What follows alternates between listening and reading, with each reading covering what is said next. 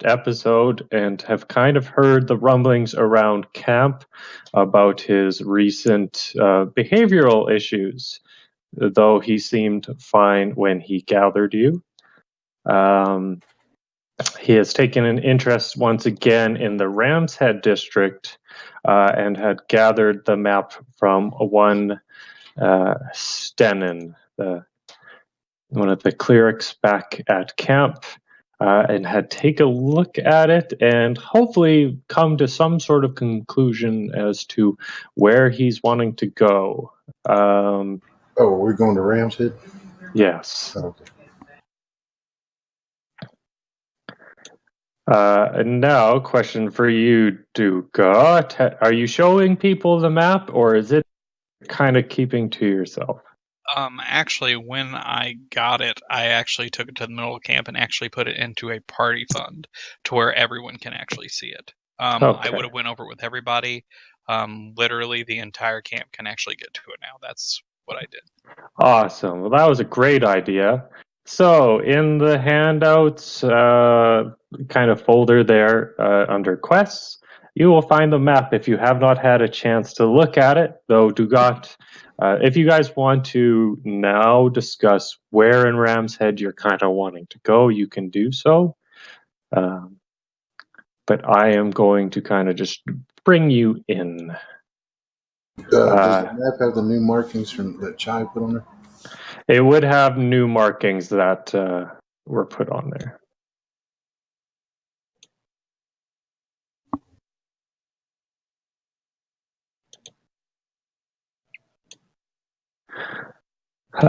So yes, anyone without dark vision, and those of you who do have dark vision, you will find yourselves at the bottom left side of this fairly large map. Yep. Looks familiar. You're again once at the gated entry, we'll say. You see the familiar debris that has been blown across from the opening out to the guard station across the street. Shadow would have a definite beeline as to which house involves the secret entrance here. Mm-hmm. So there's no giant guard at this point? You will have to take a look. And that would be to the north? Yes. North is where the gate is, right around the corner from this house where there's kind of a little bit of rubble located. Right. So I would just kind of want to sneak up around here and just peek out. Sure. Give me just a stealth check if you're trying to be stealthy. Absolutely trying to be stealthy. I'm gonna follow the cat. Oh, you're still okay. I'm sorry. I thought you were shy. No, don't follow. But no, you are stealthy, right? Because I'm silent ninja. So, silent ninja, your footsteps are quiet, and even close behind you, the new Dyrad, a merfolk individual who was gathered by Dugat, sneaks up behind you. He creates a little bit of sound, but you would figure it's fairly indistinguishable from general background. You look into Ram's Head. Just give me a general perception check as you're kind of looking in at the edges of your dark vision. Both of us? Or, yeah, both of you. Anyone who's peeking at this moment.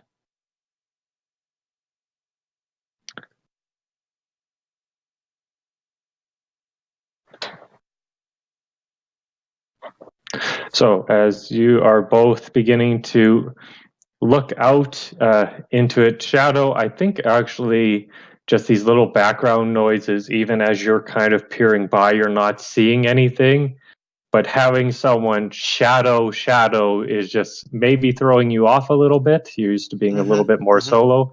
But for Dyrad, as you're just giving it a good listen and a good look, you're not seeing anything as far as your vision. And the one thing you can hear is just this dull howl. But you would just recognize this as just like airflow from one place to another through what is this sort of entrance into the Ram's Head district.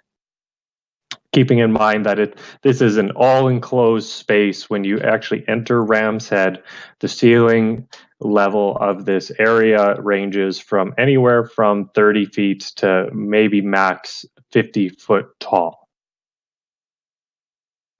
So I guess we would look to Dagat to lead the way since he has the map. Give me just a second.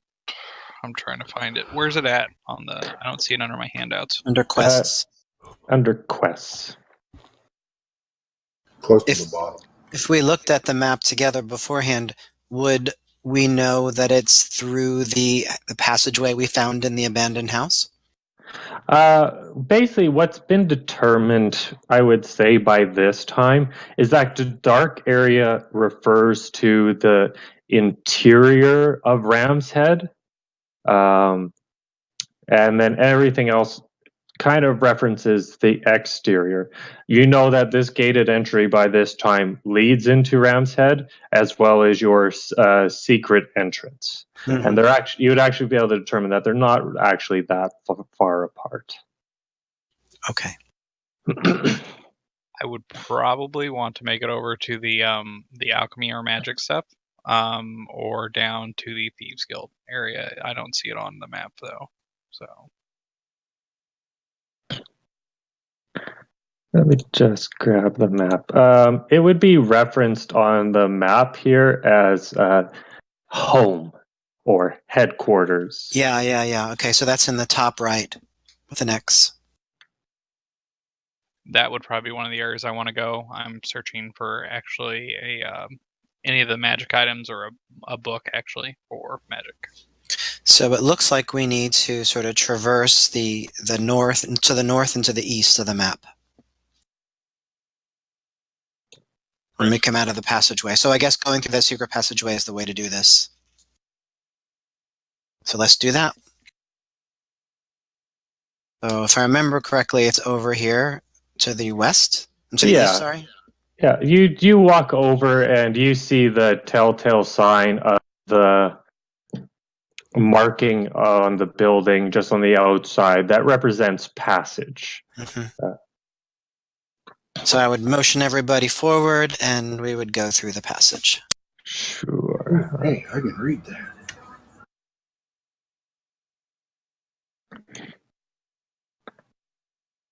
So I'm just going to gather your tokens here. Conrad kind of looks at you, he's like, "What the hell are you?"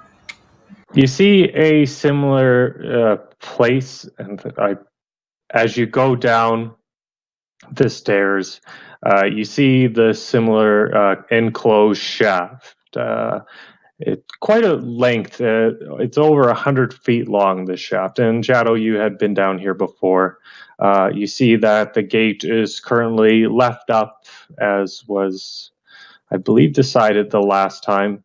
Mm-hmm. The stone hanging down your neck. You see the dead skeleton underneath the crushed boulder. The re-dead skeleton, I should say, that you guys had slain. Path is clear. Anything you're looking for while you're down here? I don't know. I would check the others. Go ahead. Just wondering if you're proceeding with caution. You're trying to be stealthy. Is anyone scouting ahead? Sure. So Shadow would always want to do that. That's his thing. Sure. I will keep your previous stealth roll. You go ahead quietly. I'm following the cat.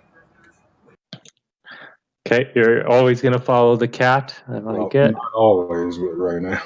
I use your stealth roll from before as well. As you guys proceed, you're the first two to come up the stairs at this point, and are peeking out into one of the cul-de-sacs here in the Ram's Head district.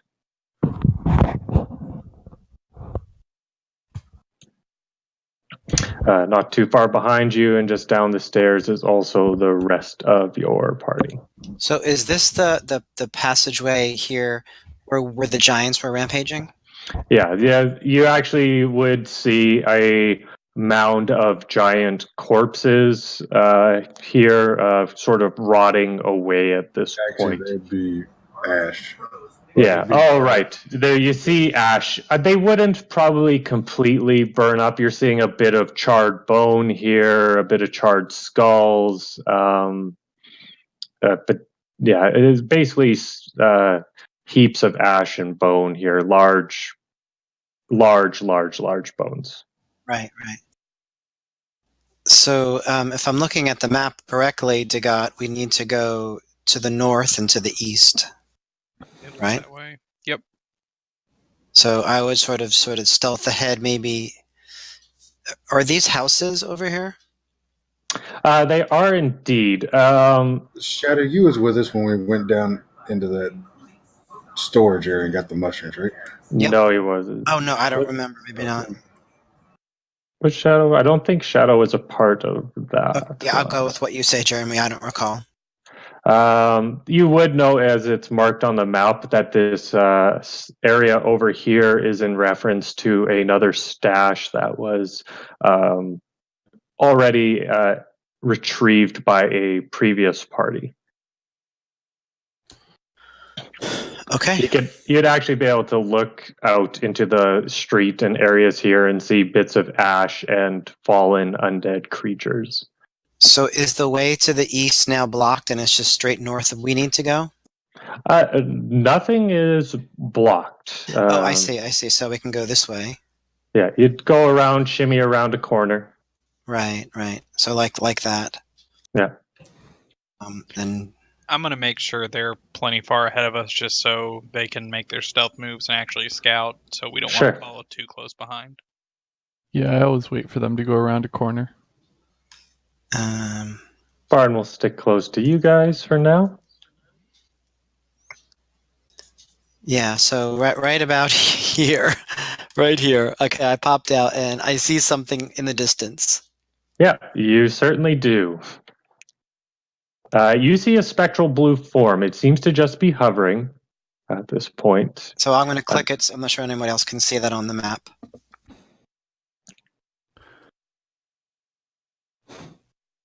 A spectral blue form. Have we seen this form before? I have. It was here when we were fighting the giants. There were some of them around. You have, at this point, probably heard in your dealings over here, and you would have saw some, against the giants. There were ghosts around here. They seem to stand fairly neutral. They have not interfered with you up until this point. Right. So the question is if we can get around them without causing a problem. I'm gonna go out the street. Varn can negotiate with ghosts? Wow, go for it. With giants. Oh. Ghosts, not so much. Ghosts are very much giants, yeah. Just as a quick reference, any giant you have come across so far has been of the undead variety. Though maybe... He just has to negotiate harder. You have to offer the right thing. Sure. Absolutely. Brains? An axe to the head. So, it looks like if we're going to go to the north, we need to make a little trip to the west first. So this is in the way. I'm at. Yeah, you guys don't know where I'm at anyway. So we could either avoid it by going south and around it, or well, I told you I was going to the street and going around. So at this point, Dyrad has kind of broken off from you, Shadow. You maybe wouldn't have noticed as he stepped away from you at this point. Well, I whispered it. I hope somebody heard it. Shadow's going to look to the rest of the party, look at Tagat, and see what they're doing. I'm going to basically say that they saw something motion that they saw. I'm not going to say it. If you guys have traveled with me, just a heads up, you're noticing that I'm acting more not like a barbarian at all, more kind of a feminine, kind of like not really feminine, but just very quiet and reserved. I was going to say that's pretty sexist. There are female barbarians. Well, he just doesn't have the aggression that he usually had. A little more laid back than normal. He Yes. took a trip to San Francisco. Oh yeah. All right. So what are you guys doing? Currently, you do see a ghost. Dyrad, you have seen around the corner. Are you letting people know?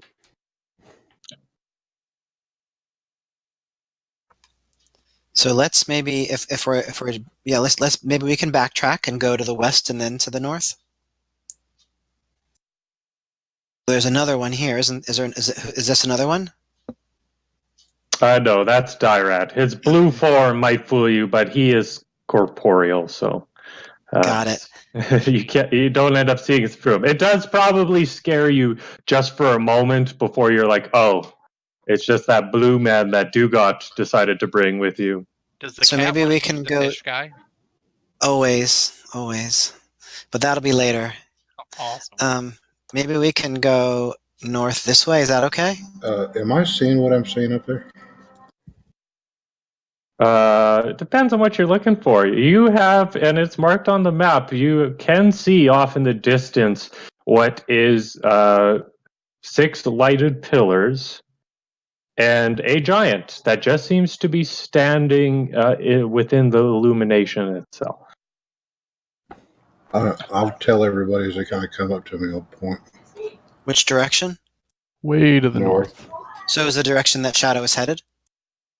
I lost track of you. Okay, so I'm going to ping. So Shadow, they have no idea where you are. You off on your own scouting. The party is completely unaware as to what you are doing, your whereabouts. They know you are doing stuff. So I'm going to just scout sort ahead. of pop back right out here and sort of wave a little bit and then go north again. All right, we're Sure. gonna point out along this road that way up ahead is a giant. Way up ahead. Well, Okay. Yeah, way up that way. Give me a insight check as you are trying to read the body language of one dwarf. Hey, give me a charisma check there, Belnir. I'm So pointing. who's doing the insight check? Shadow. I'm pointing Okay. way over there about that really big thing. Okay, yeah. Okay. You don't have a problem as Belnir takes time to stand on his tippy toes and reaches into the air, and he's giving you oh my god, it's really big face, and then points off to the north. Right. So I can't really tell how far north it is, and I know we need to get north to make our way back to the east. Actually, you'd be able to see Shadow if you just took a moment as he points and just peer around the corner, like looking to the north of where you were Yes, before. yes. You would definitely see what he's talking about. Okay. Yeah. Okay. So Dyrad gets his shield ready, pulls his sword out of his scabbard, and all you see is a that's pommel and about a 3-inch broken blade. So does it appear that they're going to try to fight it? You guys are going to fight this thing? You're going to try to get around it? I think we have some room to work with If we can. before we make that decision. Yeah. Okay. So, We just want to make sure we fight it on our terms, not Right. on its. is there what is in front here? Is that a pit?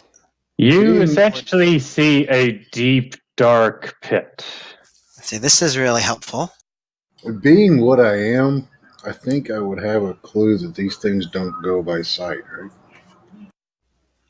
right? Give me a religion check. If we could lure it this way, we can make it run into the pit, perhaps. I don't even know what religion is. Yeah, you're unsure. You know, it looks like a very large giant. That's a big dude. It's a big dude over there. Holy shit.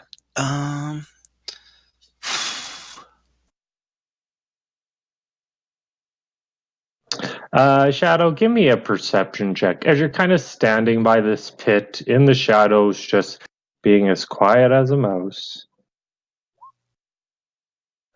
I want to tell them I'm moving across the street. You just take a moment in the quiet. You're thinking, can I lure this giant to this pit. How would we go about this? And then you hear noise that does not sound, we'll say, natural for a pit. You hear this like a sound of scraping stones, a weird little crackly growl for a second, and then quiet. Coming from the pit? Coming from the pit. Oh boy.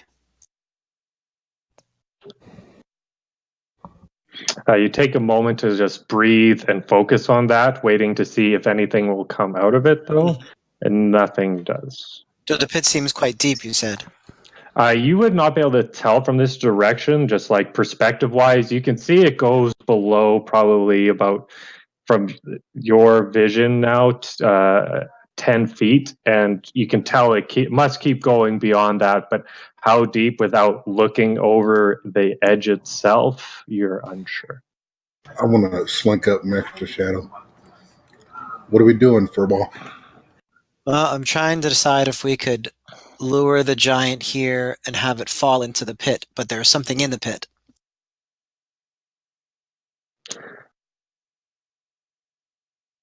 You guys are whispering, I take it. Oh, yeah. Meowing. Yeah. A soft purr as the fish slinks in beside you. Salivating. So I guess the best thing is to go back out to the group and to quietly tell them what we've seen, including the pit, and ask for their opinion. But we might want to figure out which one we want to fight, because we almost guarantee as soon as we start fighting one, the other one's going to come in. He's going to look especially to Dighgrum, who's kind of the leader of this group. The giant. But if it's something that we all feel we need to take out, that's fine. If not, we should probably move around it just to be prepared for what's farther down.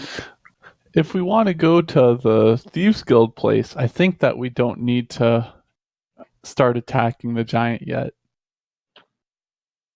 Then I think it would be best to keep moving. Has anyone ever been down to where the Thieves Guild is? There is no note on the map, so you're under the assumption that every party who's gone up here has essentially marked where they've been. Okay, then no one's been down there. We don't know what's down there, so we don't need something weakening our resolve. So we might as well try to go around if we can. Right. So I guess Shadow would see if he could sneak past the ghost from the west and then turn in. Oh boy, there's more, aren't there? There's several ghosts. Right?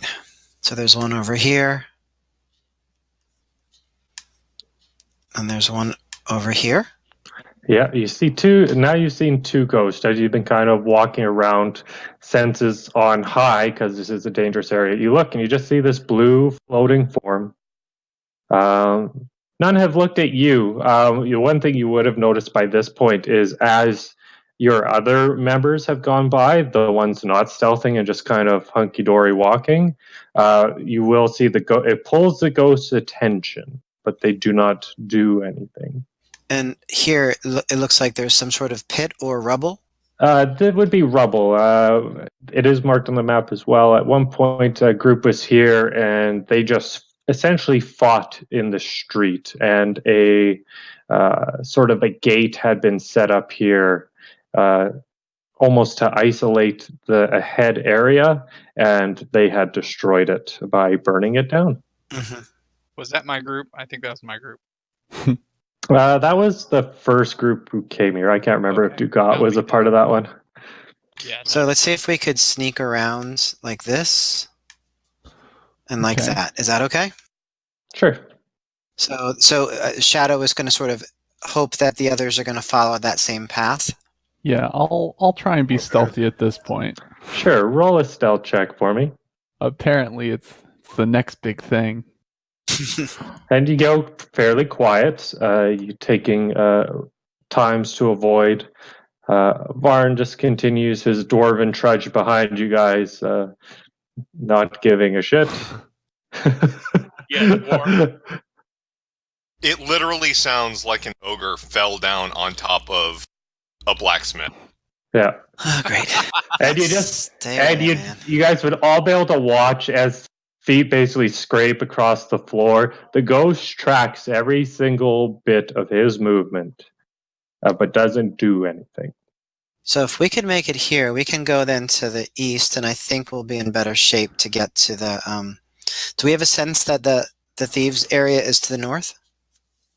You're actually getting to the sense right now, just based on what your vision is giving you and seeing the cave wall up to the north here, that you've essentially reached what is a Thieves Guild, this large building.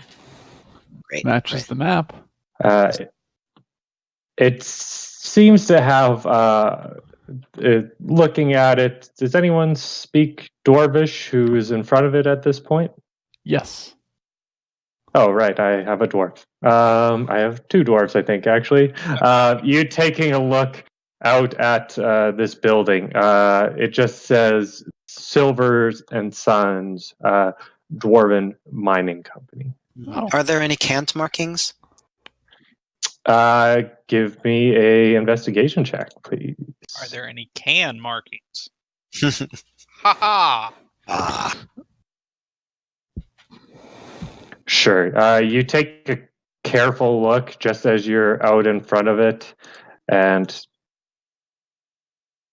taking your time to kind of analyze it. You do just catch a small one, even from this distance with your sharp tabaxi eyes. You look and you just see the edge of like what is a glyph for home. Home? Okay. Yeah. Super. So at this point, we feel like we're in relative safety. I mean, outside of the vision of the giant. The giant, actually, you probably maybe would have noticed, and I'm assuming Varn actually would. He probably would have looked at him, and you would have actually noticed, Varn, that giant looked right back at you. Well, of course he did. I'm fucking spectacular. I like Barn. I've never played them before. He's funny. Yeah. Varn gives 0 fucks. Let's investigate this place. So the one thing about this thing, just to kind of preface it, is a large building, but you can see that it is actually built within the cave or this cavern wall itself. So If it was a mining company, maybe they have tunnels leading straight out of it.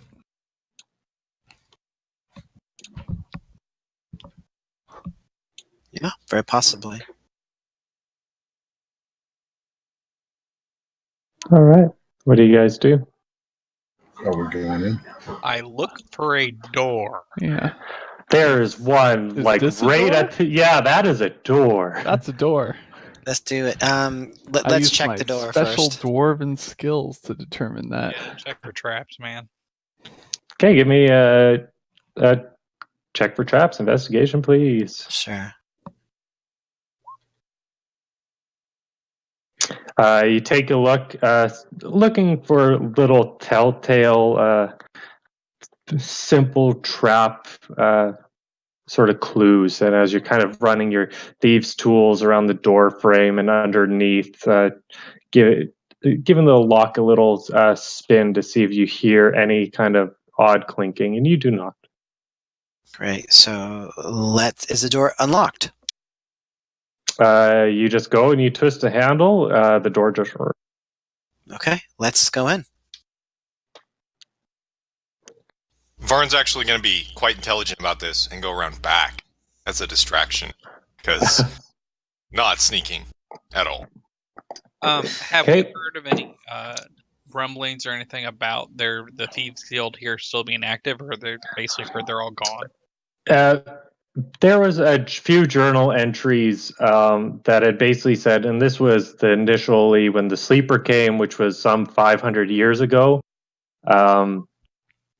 You did here that has written that they had been overrun with undead essentially the first few days after a natural disaster that occurred around the same time happened, and basically isolated all of Ram's Head. And when people have come in, they have basically determined that the individuals who lived here, including the Thieves Guild, were wiped out within a month. Okay. Just a heads up too. I'm going to be looking for plant life that looks strange or different. Sure. Just a heads up. I'm gonna keep my eyes open for those. Sure. Varn, as you're also walking around, notice that there's a window right here. Right where? Yeah. Right here, right in front of you. Okay. I can't tell where you were. There. Only There's a Varn. window. Yeah, there's a window right here. If you can see where I'm pinging. You can't see where I'm pinging because I am in the wrong I thing. saw someone else ping. This one right here. Yep. All right, that's what I thought. Yeah. I'll look in the window. Sure. You just kind of put your hands up on the ledge a little bit, looking inside. You're seeing a bed, a chair, a dresser, and what looks to be a sort of a fireplace. Is it lit? No, not at all. There's barely any light. You're only picking this up with your dark vision. This is all black and white for you. Okay.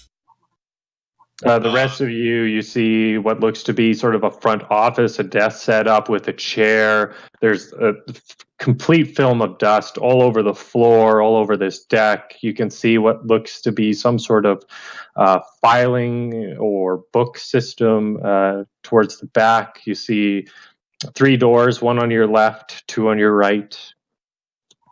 What are you doing, Varn? Continuing around back. All right. Didn't we have someone else with us?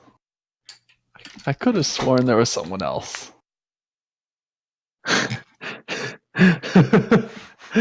You probably hear him outside, hopping up and down as the door is probably still open. Not hopping, but it's definitely like a loud thud, Yeah. followed by a clank, followed by the rattle of all of the stuff he's carrying. Yeah. And since this is all stone, like it's echoing throughout all of Ram's Head. Super.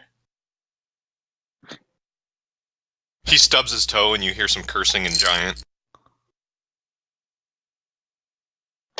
You know, the fish people back in camp are pretty stupid. But whoever that was, it just fell. And that's the thing. He didn't even fall. He's just making a lot of noise out there. I'm As in you, here, it sounded like he fell. yeah, as soon as you come around the corner, Barn, you're not seeing any windows, and now you're seeing the building is indeed just built into the side wall of this cavern, almost like it was constructed into fit the space. Oh, looks like I have to make my own door. Sure. While he's doing that, I'd like to search the room that we're in. Sure, give me an investigation check. Are these doors down here or are these windows? As you kind of begin to search, just due to time and everything, you're seeing like a lot of books, and as you kind of begin to peruse down, just looking for whatever and anything, you do see what looks to be just like some sort of broken latch or something in the floor that just stands out. It's like, and then you see just one board that is kind of popped up. If I find any books of alchemy or magic, I take them.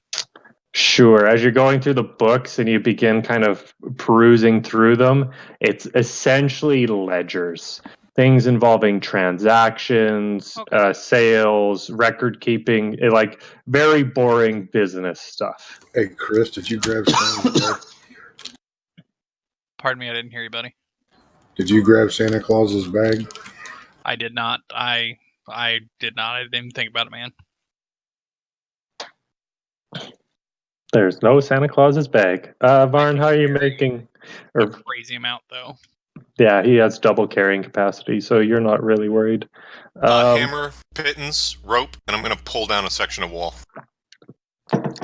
All right. Dramatic. Shh. It'll be a while. Give me an athletics check. While he's doing that, what is everyone else in the room doing? Dugat is gone, who seems to be taking interest in the books. Are these And I'm doors going to down point here? out that latch. Desk. You're investigating the desk. Give me an investigation. What was Durad doing? Are these doors down here? Yes, you see 2 doors on the bottom and 1 door up to the top here. Okay. The one door up at the top, I will go ahead and investigate and see what's locked. And Sure. Are you checking for traps or just whether it's locked? checking for traps and seeing if it's locked. Okay, give me an investigation check. Ooh, You guys that's good. all begin hearing the hammering of what essentially would sound like just construction of someone banging metal into a wood wall. Can we hear where it's coming from? You can tell it's coming from down through this door, but you can also hear it outside. Okay. And actually, you probably hear it more from the outside. Well, Is that dwarf making noise? I'm gonna check this door for traps. Sure. I'm asking everybody in the room. Is that dwarf making noise? Yeah, I think so. Just kind of shake her head. Yeah. Durad, the door is not trapped that you are checking, by the way. Okay. Awesome. Is it locked? I'll motion for Shadow to come. And it is, you go and you twist the handle, it does not appear to be locked. Shadow standing behind me, so I'm gonna tell him I'm gonna go in and look. Okay, you open the door. Belnir, you're checking for traps, so give me an investigation check as well. Not my strong suit. Hey, just fine. Yeah, you kind of look around, not trying to repeat what you saw Shadow do. Maybe not knowing what you're supposed to be. Like he knew what he was supposed to be doing. Not really knowing what you're supposed to be listening to when you jiggle the handle anyway and pretend. It does not appear to be trapped to you. All right. Well, I guess I'll just walk through it then. Sure. It goes, both doors open. Nothing happens. Okay. So from here, like, where is the sound of hammering? And you can hear it coming from a door right, or Belnir's right as he walks through. So in that room that you just walked into, you see a bunch of crates that are just kind of placed around the room in storage, another fireplace, probably just something that keeps this place warm.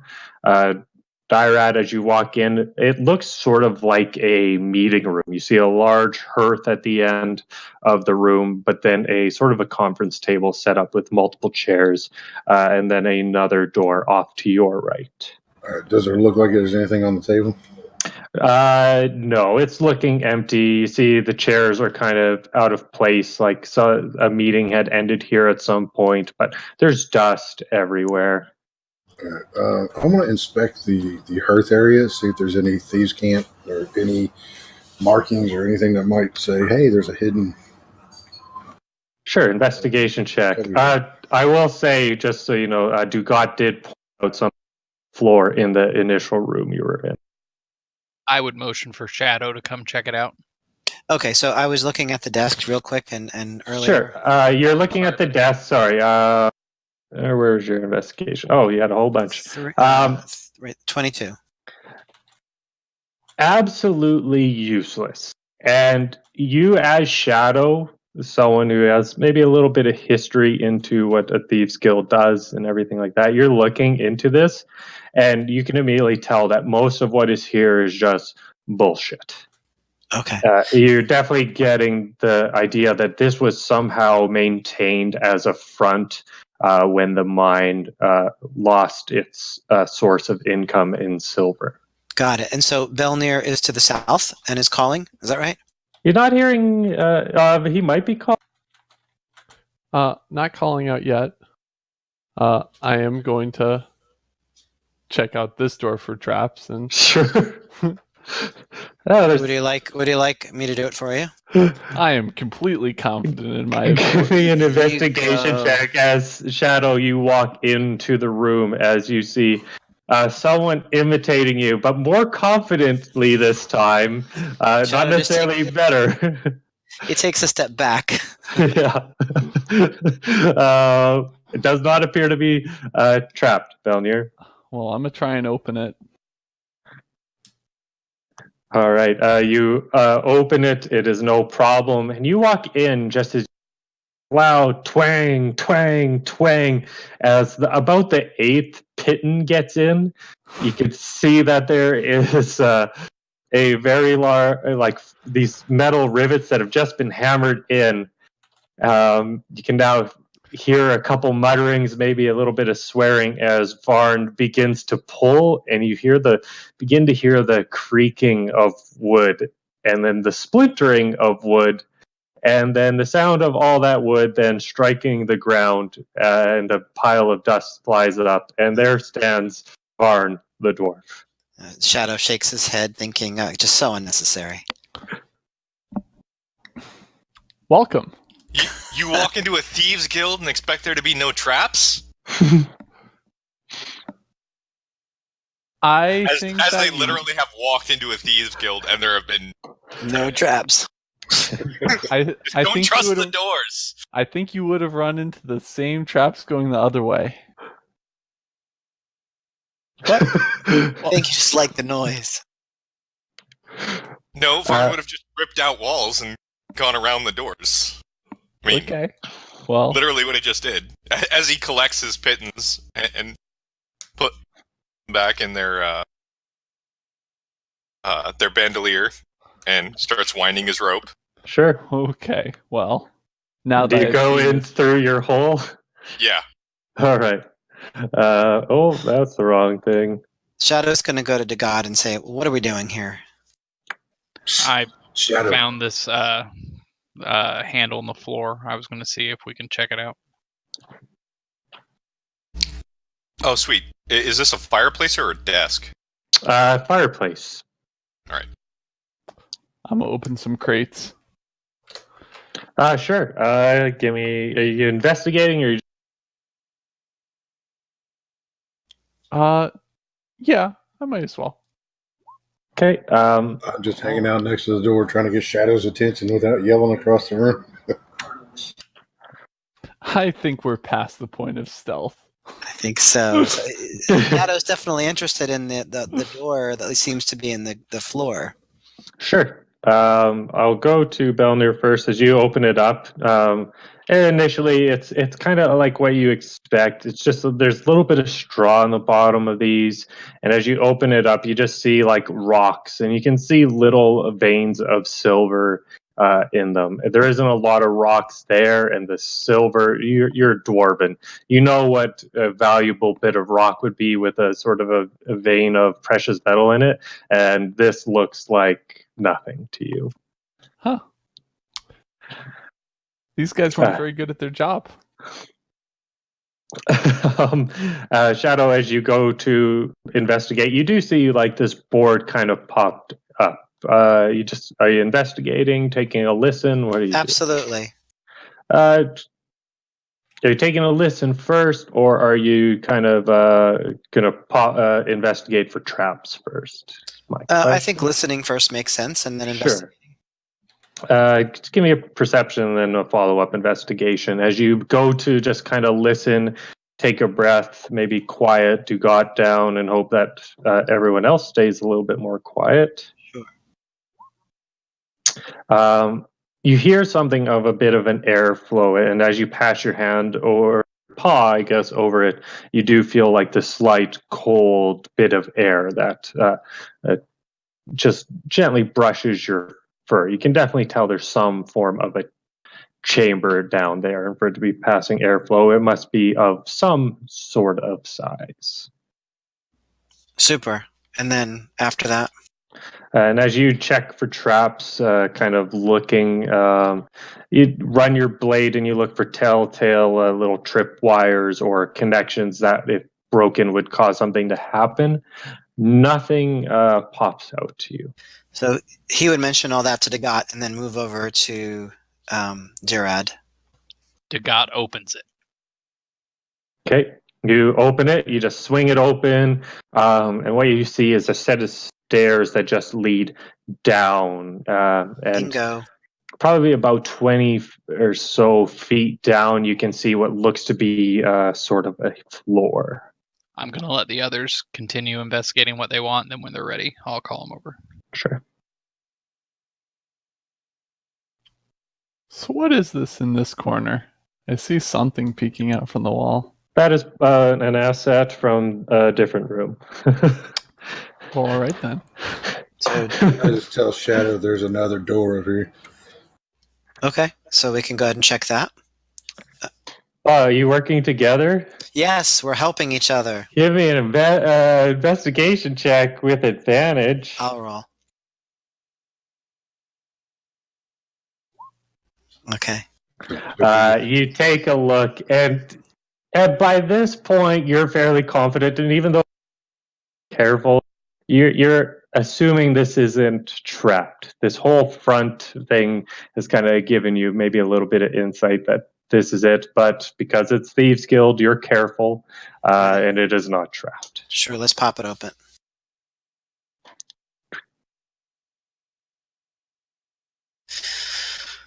And we'll look at the desk, see what kind of papers they have and things like that.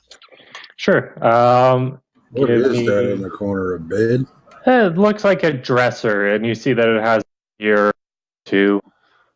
That looks like a thingamajig on the ground. No, that's not a thing. That's a doohickey. It's a sort of doll. It looks like a doll. Yeah, it looks like a doll. Oh. Creepy. Yeah, you see a doll that's kind of on the ground, looking onto the papers, and I'll just carry over what you've kind of seen so far. You begin perusing them and just going off of previous instincts. You see a whole bunch of bullshit again. Fake reporting of some what would be considered a boss or CO of the mine, and you just look at it, you're like, this is just a bunch of junk. This is a front of some Thieves Guild operation. Okay, Shadow's going to grab the doll and put it in his pack and say, the only thing interesting here is the place where Dagat is. Okay. I'm the only thing interesting here. All right. Shh. So we could follow you down. Stairs. Are we missing somebody? What's Varn been doing this whole time other than just staring at this fireplace? Tearing out the wall. He's actually checking the bedding to see if it's been touched by dry rot, the chair, this desk. And he has, in fact, been investigating the fireplace.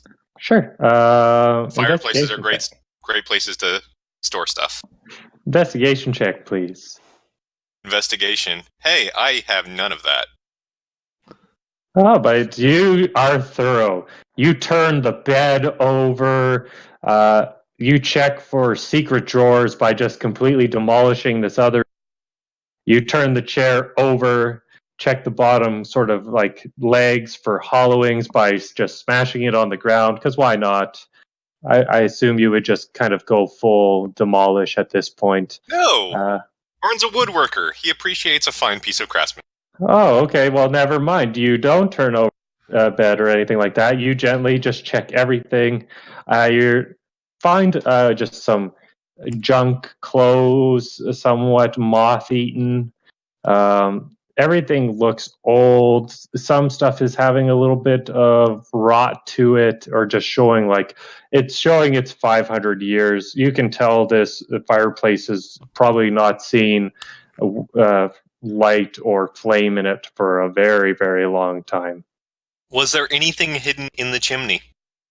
You reach up into the chimney. I'll say, yeah, why not? As you're kind of reaching up into there, you do, and it's not up inside, it's on the front. You find one loose stone.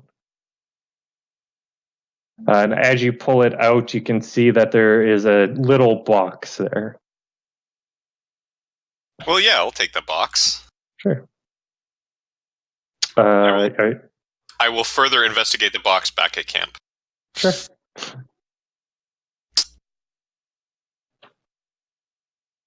And as he's walking out of the room, it's just like, okay.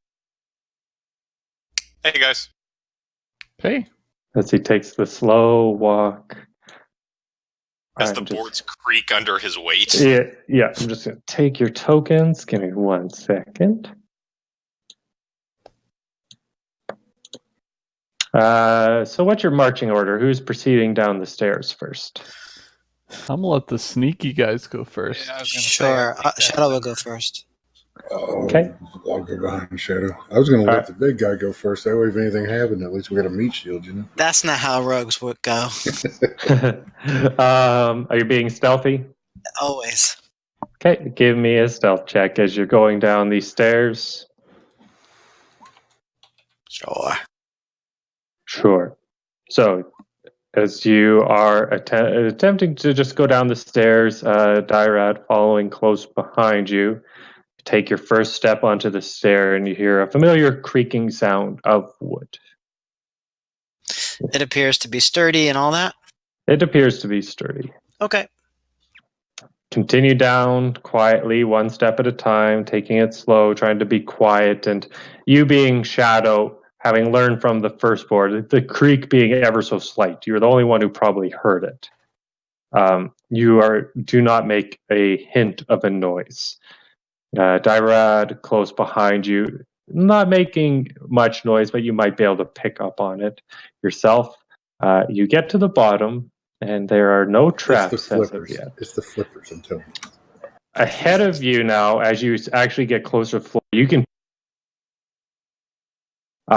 tamped earth in a sense. It's just flattened, it's dug out, it's been walked on, but it isn't a laid flooring in any sort of regard. Ahead of you in this room that is about 15 feet across and 20 feet deep is a single chair that just sits there facing the stairs. Huh. So, yeah. Tired, anyone? Is there anything attached to the chair that would, if you set it in the door? No. And you would also see that there's 2 doors, to your left and to your right, as you kind of come more into the room. And the ceiling? Ceiling, it's probably sitting about 10 feet high. It's rough, though. You can tell it's mostly just unworked stone here. You can tell that the walls here are braced kind of with some wood to kind of maintain shape and stability down here.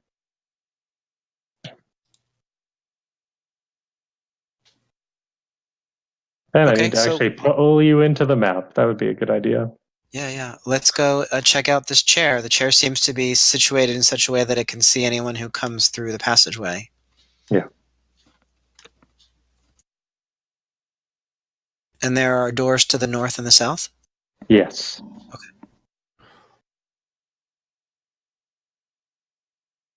And where are these wooden supports? It's essentially like the walls themselves built with stability. You can see that there's wooden supports in the wall also with sort of laid stone. It's the ground here and the ceiling, though, that you can tell are not developed. It's maybe been dug out, but they were left as is. Does it look like there's any pressure plates or anything under the chair? Give me an investigation check, please. Let's help with that. Do it together. Do you want to roll or shall I? Okay. Oh, sorry. the chair blows up. But just as you said, do you want to roll, or I hit the button, and it was like, ugh. Oh, it's like as I said. This is just a bunch of unworked ground. There's you take a quick glance, you're like, it's dirt. Does it look like anything's been buried under it, or anything's been worked, or it's just flat? It's just flat. Like, just think of like dry earth that has just been walked on, like a path, but everywhere. It's I just tell the all group- flat.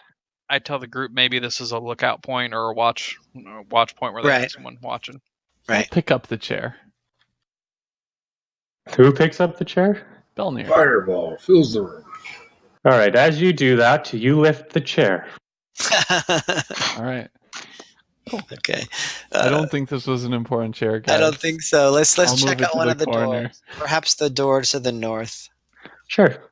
Well, what's the craftsmanship of the chair?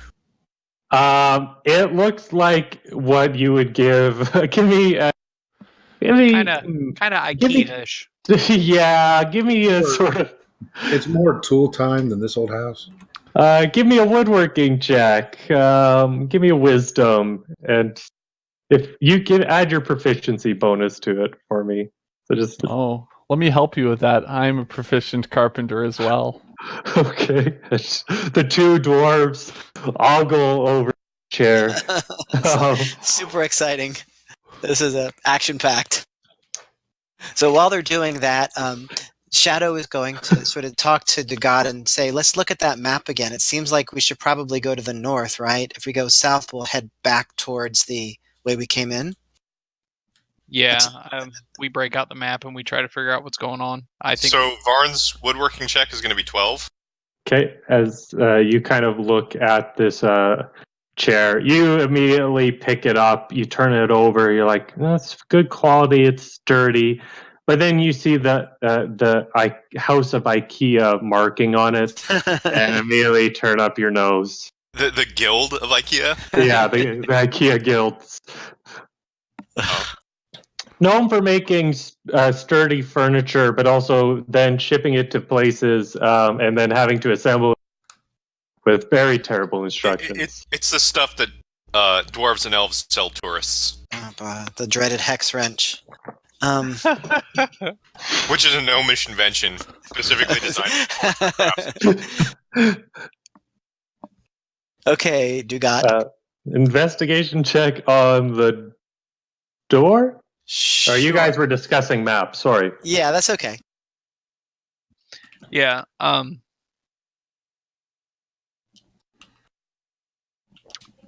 If you want to discuss the map, I'll go over the rest after, sorry. Assuming that the doors lead in the passageways lead in the direction that we think and don't sort of go in crazy places, it kind of makes sense to go north, right? Yeah, I'd say so. We can at least, it should take us up into this corner up here where it stops, so we can finish up that and then we can work our way back down if we need to. Mm-hmm. I think that sounds good. Yeah. So investigating this door, I had already rolled. Sure. As you begin to investigate the door, you're very careful and meticulous.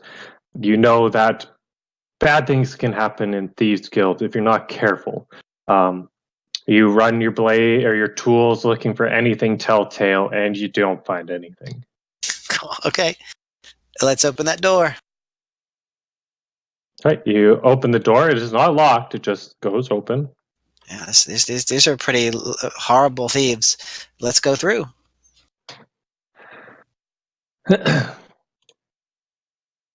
Oh, it turns this way. Nice. There's a long passageway leading to the east. Yeah. So, And as you're kind of looking in here, you see the three doors on the north side here. And also down at the end, you see this ornate painting. And as you've kind of walked forward, it does something like, you know, those holographic cards? mhm. It seems to change as you move closer. You see this almost this beautiful, what would be considered a beautiful dwarven woman in a fairly nice gown, seemingly twirling and dancing over a green landscape.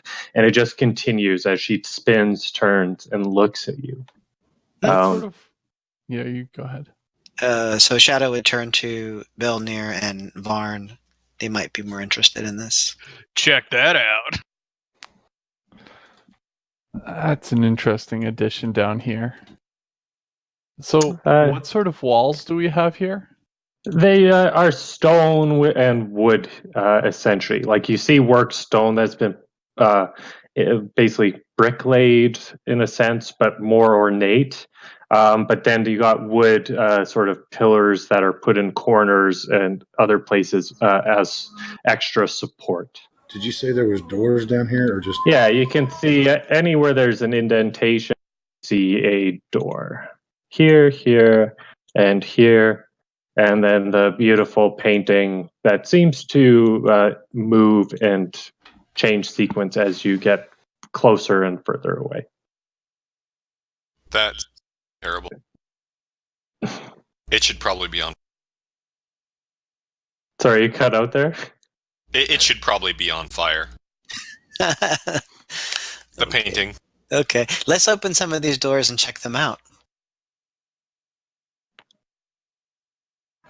Okay. Go ahead, Varn. Open that one over by you. Yeah, as you say that, Varn just reaches out and opens the door. I knew he would. It's a door. It opens. Look. He tries to open the door, and it does. I bet he's going to end up opening that door. He reaches over, turns the knob, and door doesn't open. Bad things happen to this door. The door does not. You're gonna watch the dwarf get hit by a fireball or something. Nothing happens. And he walks into the room, setting off all of the traps. Sure, you walk into the room. It's not trapped. What you see is 2 beds, and then a sort of a footlocker, sort of dresser kind of thing, just set there in between. He leans his halberd against the doorway, takes out a hand axe, and chops at the lock on the chest. Sure. So there wasn't really a lock. At the latch? Yeah, you just chop the latch, and you use that. That's your thieves' tools right there. If you don't touch it, it can't hurt you. Your axe buries into it a little bit, and you kind of lift it up. You're seeing clothes. Give me an investigation check if you're looking into it. Okay. You see some funky tools in there. Not really. They look kind of like what Shadow uses. You find a little bit of leather armor, the like, a few crossbow bolts. No crossbow though. And that's about it. All right. What condition are the clothes in? Old. They've been here a long time. Not moth-eaten, but they're old. They're dwarven sized. A lot of dark clothing. A couple cloaks. And the bedding on the beds? The beds look like they haven't been used in some time. They're in good condition too.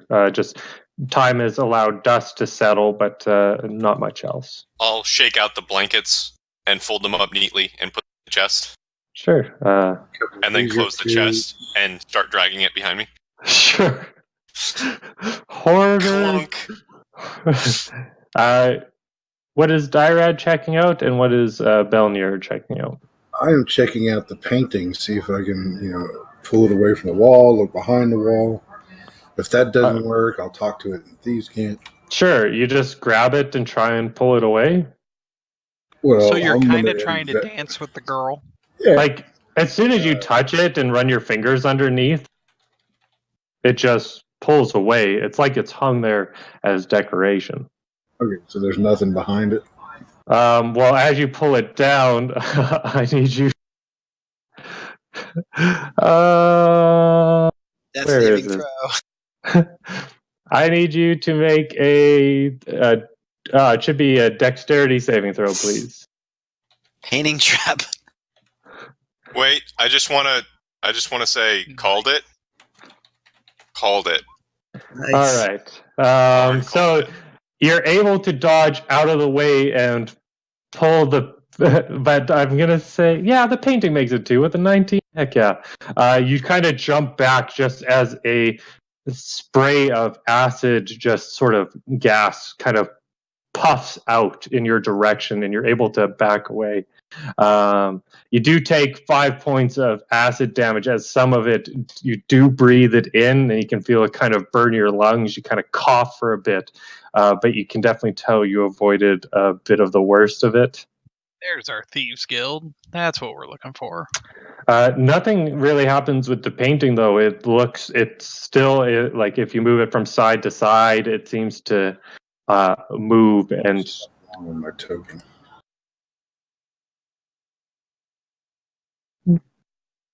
let me take a look. Oh my goodness! Give me 1 second, as I will fix that for you. HP. You have a wrong value in there. Well, I had my HP in there, and then I went and hit -5, and it said nan. Well, you just have to change the value. What's your max HP? It's not letting me change it.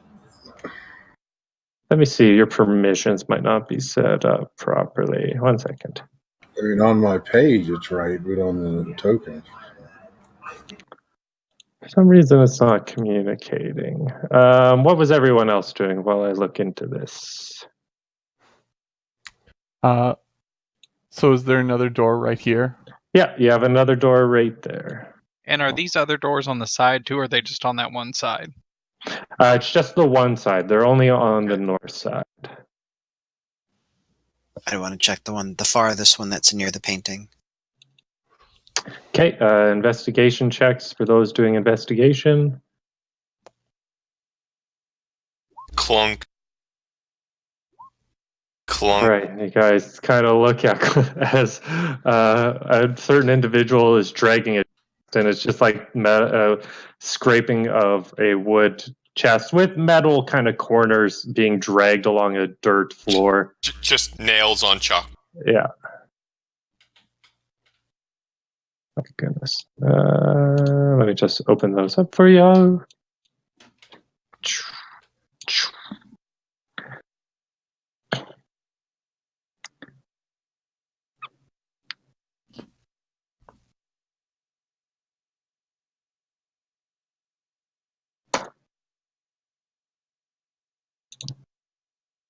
Oh, right. So as you look in, you guys see a similar sight. Is that currently there is 2 beds in each room, and then what looks to be a little footlocker. Okay. Not terribly interested. Can we look at the painting again? Sure. So Give me at the wall of the painting, you know? the Dairad's currently holding it. Looking at the hole where the painting was, you just see a flat wall and what looks to be a little hole, and you can see it's just kind of this sort of acid that is smoking and bubbling is kind of also dribbling out of the hole. You can see where the little wire has come out from that hole as well, which probably, as he pulled it away, released a mechanism that drew out the acid burst. As you look at the painting, though, give me a history check. Okay. I'm just going to hold it for you to look at.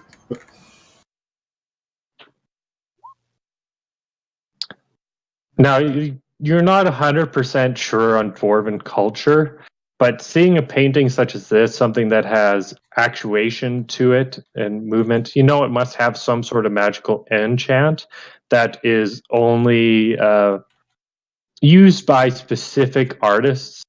And something such as this, you see a signature at the bottom, you wouldn't be able to recognize it. Do you speak Dwarven? Nope. I would call over one of the dwarves, though. Yeah. But just knowing that in general and knowing a little bit of history of these magical paintings, you know that their value is quite high. I'm rolling it up and putting it in my pocket.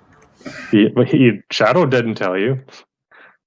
Yeah, I was going to roll it up, put it in my pocket. Shadow knows this. You don't know. I was gonna keep it before then anyway. Shadow doesn't care about that. He says that's probably pretty valuable. Why don't you hold on to that? Wait, Varn is like, I have a chest you can put it in. Nope. He said no. He's gonna carry a fucking. Perfect. Okay, so I guess we'll go in here and just quickly take a peek at the chest. Yeah, sure. It's not locked. A little foot locker. Okay. Anything in it? You find about the same thing. You see what is a set of thieves' tools. This one you do find a little hand crossbow. Looks simple in design. Give me an investigation check.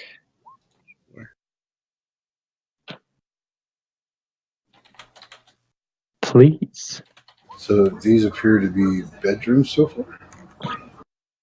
Yeah, within this one, as you kind of are looking into it, you get to the bottom and you just give it a little tap and you find a little hollow space.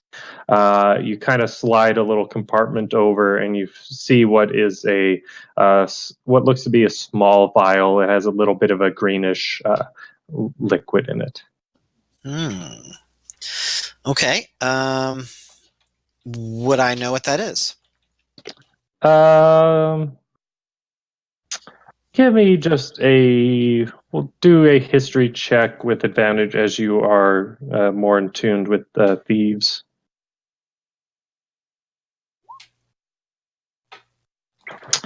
With advantage. You just get the feeling it's just like a simple poison of some sort that's just been stored away. It's amazing though. It must have been sealed really well as you kind of take the cap off and give it a little bit of a scent and put it back in. The poison has been able to not decompose over this time. Must have been well sealed. Okay, let's hold on to that. Have either of us checked out this painting on the end of the hallway since the one was trapped? That was the painting in which was trapped. Sorry. Okay, my bad. That is currently rolled up and stuck in my back. Sure. So you break the frame? Yep. All right. Give me a dexterity check, please.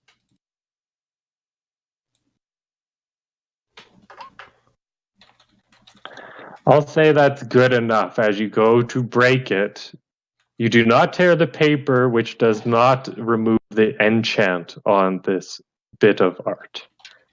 You now have a piece of art that you know has some form of value. So we have checked all of these doors, all three of them at this point? Yes. Yeah. So it looks like we need to go to the other chamber. This is not the right one. The one, the door to the As you south. get back, you see Varn with the chest over one shoulder opening the door. Okay, go, Fun, go. The door opens. Way ahead of us. And you go. Well, yeah, everyone was ahead of him in line, and they all went into the other rooms. He's like, "Okay, well, I'll just keep checking." Anything? Nothing happens as you walk through the door. You look around the corner as you go. You can see directly ahead of you is a door, and then there's one a little bit closer to you, about 20 feet away on your left. Yeah, I'll go check that door.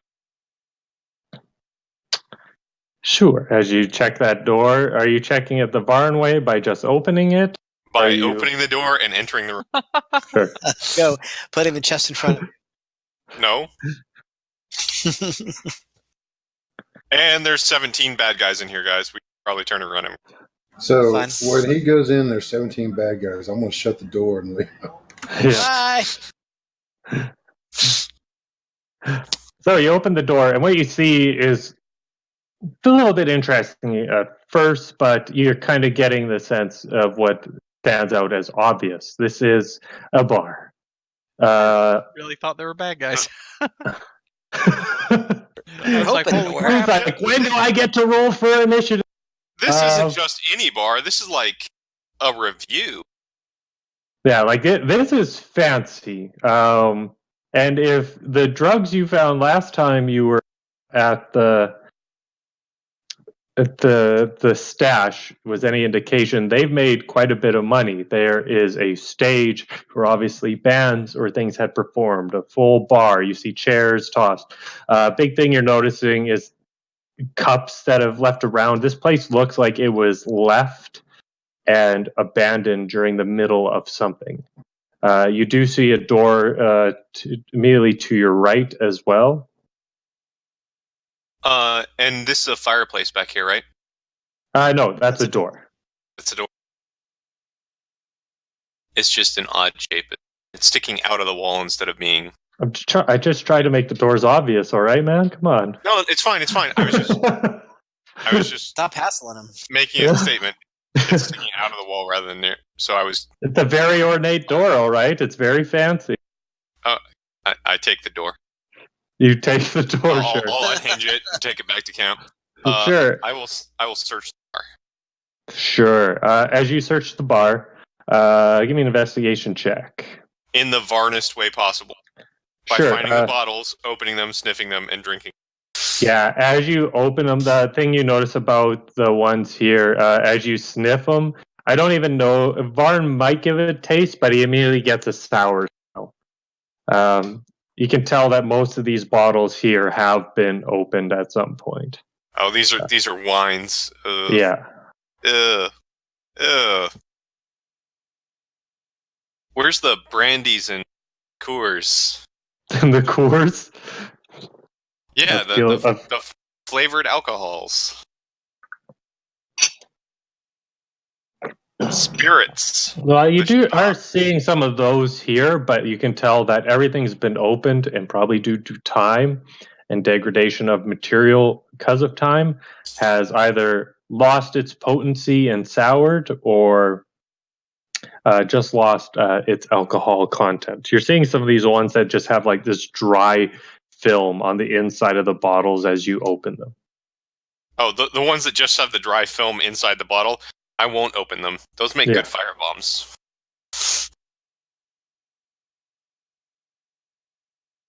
How about that door, Varn? Alright.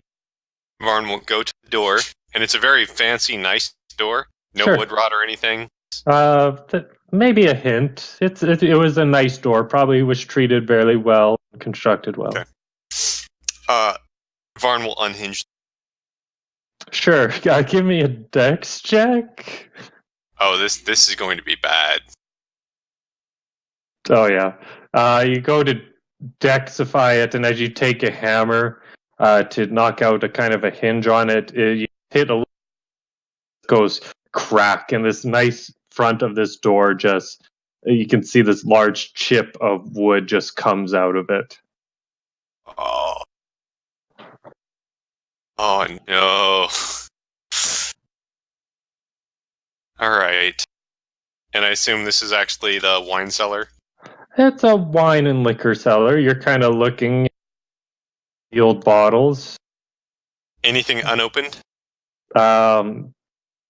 Give me an investigation check, though it won't be hard as you look at all be sealed ornately with wax ceilings.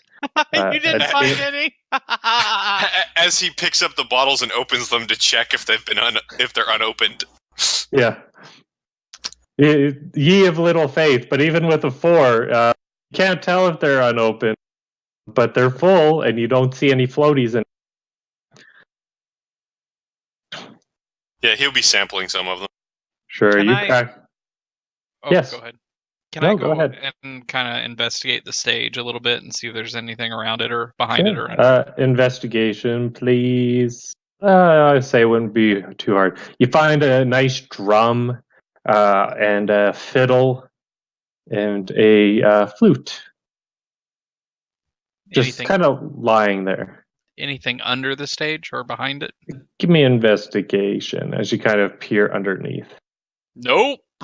Nope, you look underneath there, it looks like dirt. It's dark. It's dark. You can see in black and white, and it doesn't allude you to anything of value under here. It's a decking or stage. Cool. But you sample that, Farn, and you get a nice taste of a fine dwarvish red. Definitely been aged for quite some time, but the cork has seemingly not degraded with this time, thus sealing in the wine and preventing any contamination. What's the year date on the bottle? Well, the whole thing with the sleeper happened 500 years ago, 473 CE. It would have a very large date of one before the sleeper came. So it's 472? Sure. They're old. Let's just put that. Over 500 years old wine. And brandy and spirits. How many bottles? As he carefully wraps them in the blankets and clothes that he has in the Sure. Let's chest. say you got 30 bottles of expensive wine. That's a lot. You gonna get drunk? It's a big camp. Start now. No, Yeah. I mean, 30 bottles of expensive wine. That's almost 3 cases. Like, I don't think I have enough room in the chest to wrap that many bottles. I'm gonna have to steal a bigger chest. How about this wine? This cask? Is there anything in it? And if so, I dump it out and I start putting secured bottles into it. Sure. How about the cask of Pickled wine that eggs. was worth 3 times more than the bottles? Yeah, was fine whiskey, but let's get to Shadow. What were you It doing? would have all evaporated after 500 Yeah, years. you get through some of it. So you got a barrel you can use. Right. So aside from the door that Varn is in right now, that room, the only other one is to the east of this Yes. passageway. Let's Yeah. check that one. Sure. I'll help you. Investigation check, please, with advantage as you check this door. Yeah, I've been standing here. I'll tell you, you're better at this than me. You go ahead. All right, guys. Just a heads up. Varn is encumbered. Okay. See you later, Varn. As he's carrying around a cask that has a chest and 30 bottles of wine in it. Why don't you leave that here and we'll get it on the way back? No. So, Shadow, as you go and you check this door, it is locked, but as you're kind of looking through the edges of it and checking for any sort of traps within the keyhole, you don't find any. So Shadow says, I think this is the door we want. It's the only one so far that's been locked. So let's try to unlock that door. Sure. So As you get a little bit of direction and help of the merfolk over your shoulder. okay. No. Twist it just a little bit to the right. Now we'll Okay. do it. So 27. Sure, you have no problem. It just pops right open. Now, before proceeding, give me a perception check. Please. Okay. Yes, sir. Absolutely. This looks different. What you see ahead of you is just a set of stairs, and then to the bottom of the stairs, you can immediately see what seems to be a left-hand turn. You see the same sort of dirt that just seems to cover the stairs here as well. Still feeling a little bit of that airflow coming from ahead. Okay, we're going to sort of go, just check the first layer of stairs to make sure it feels sturdy enough for the group, especially Varn. Sure. I need you, as you go to just place your foot onto the first step, to roll me a dexterity saving throw, please. Sure.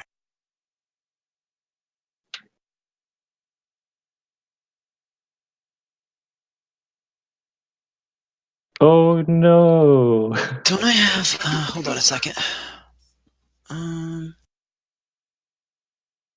Yeah, okay. So that's what it is. All right. Wait, is he falling? Yes. How far? I mean, can I tell? He doesn't fall forward, but what happens as soon as he steps, these stairs are fairly steep and go quite a ways down. And they all, as soon as he steps on that first step, you watch as they all actuate into a sort of a flat surface. And you're just so unprepared for it, Shadow, that you just tumble down the stairs. Could I try to roll, like roll into the fall to try to absorb some of the damage that way? Like that was part of your dex check. I'll give you another dexterity saving throw, though, as you're about to hit the bottom and you watch as a set of spikes comes out of the ground here. Last second, you're able to kind of propel yourself. It doesn't completely stop you from taking the blades, but you're able to kind of nullify it a little bit, just scraping your back against them just ever so slightly. Right. So that's 20, right? So you would take Not 20, we'll say 14 points damage. 8 bludgeoning and the 6 points of piercing. So that makes 7 for me. Okay. Okay. Can I climb back out? You're not down in a pit. You're actually located at the bottom of the stairs. Let me As the get stairs fell in? They didn't fall in. They just kind of fell flat. Okay. They're steep enough to where you would just kind of roll a little bit, being unprepared, and then having the spikes at the bottom. It's mostly you slamming into the ground that's giving you damage. But you are currently right here. All right. So can I use the same stairs and just kind of slide down like a surfboard? Or? Sure. Give me a acrobatics check. I make this shit look good. Good enough. You slide down at to the bottom, and just before you get to the bottom, where these spiked little javelins are still protruding out of the ground, you just kind of jump into Shadow's space. Give me a dexterity saving throw for you, Dighgrum. Yeah.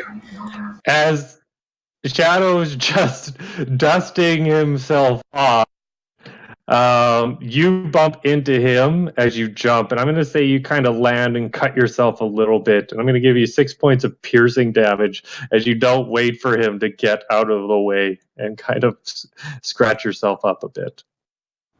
Okay, as I'm standing up, so we might want to move because it. Yeah. Hey guys, can you move for me? Yeah, he's coming. Big guy's coming. Just slide down on the chest. Get on top of it and slide down. All right. I'll do that. Okay, give me that acrobatics check. Oh boy! Look out below! Why is this perhaps? He makes a new hallway. Okay, so you're gonna take the 8 points of bludgeon. Like you're just taking 16 points of damage as you go to slide down. You just eat shit immediately, tumble down, and half the line is broken. Yeah, catch into the bottom of the floor. What about Dugat though? How are you getting to the bottom? You said the spikes are kind of straight down. So the stairs are flat. There are no stairs. It's like a greater than a 45-degree angle, and then at the bottom of the stairs there's spikes. So everyone has been sliding down at this point and then jumping over the spikes, or at least attempting to. Would I be able to just jump out over them with athletics? I'll say if you slide down and then do a jump, sure. Give me an athletics check. I'll say, Do not jump. Yeah, good. You have no trouble. Come down, full charge. Not being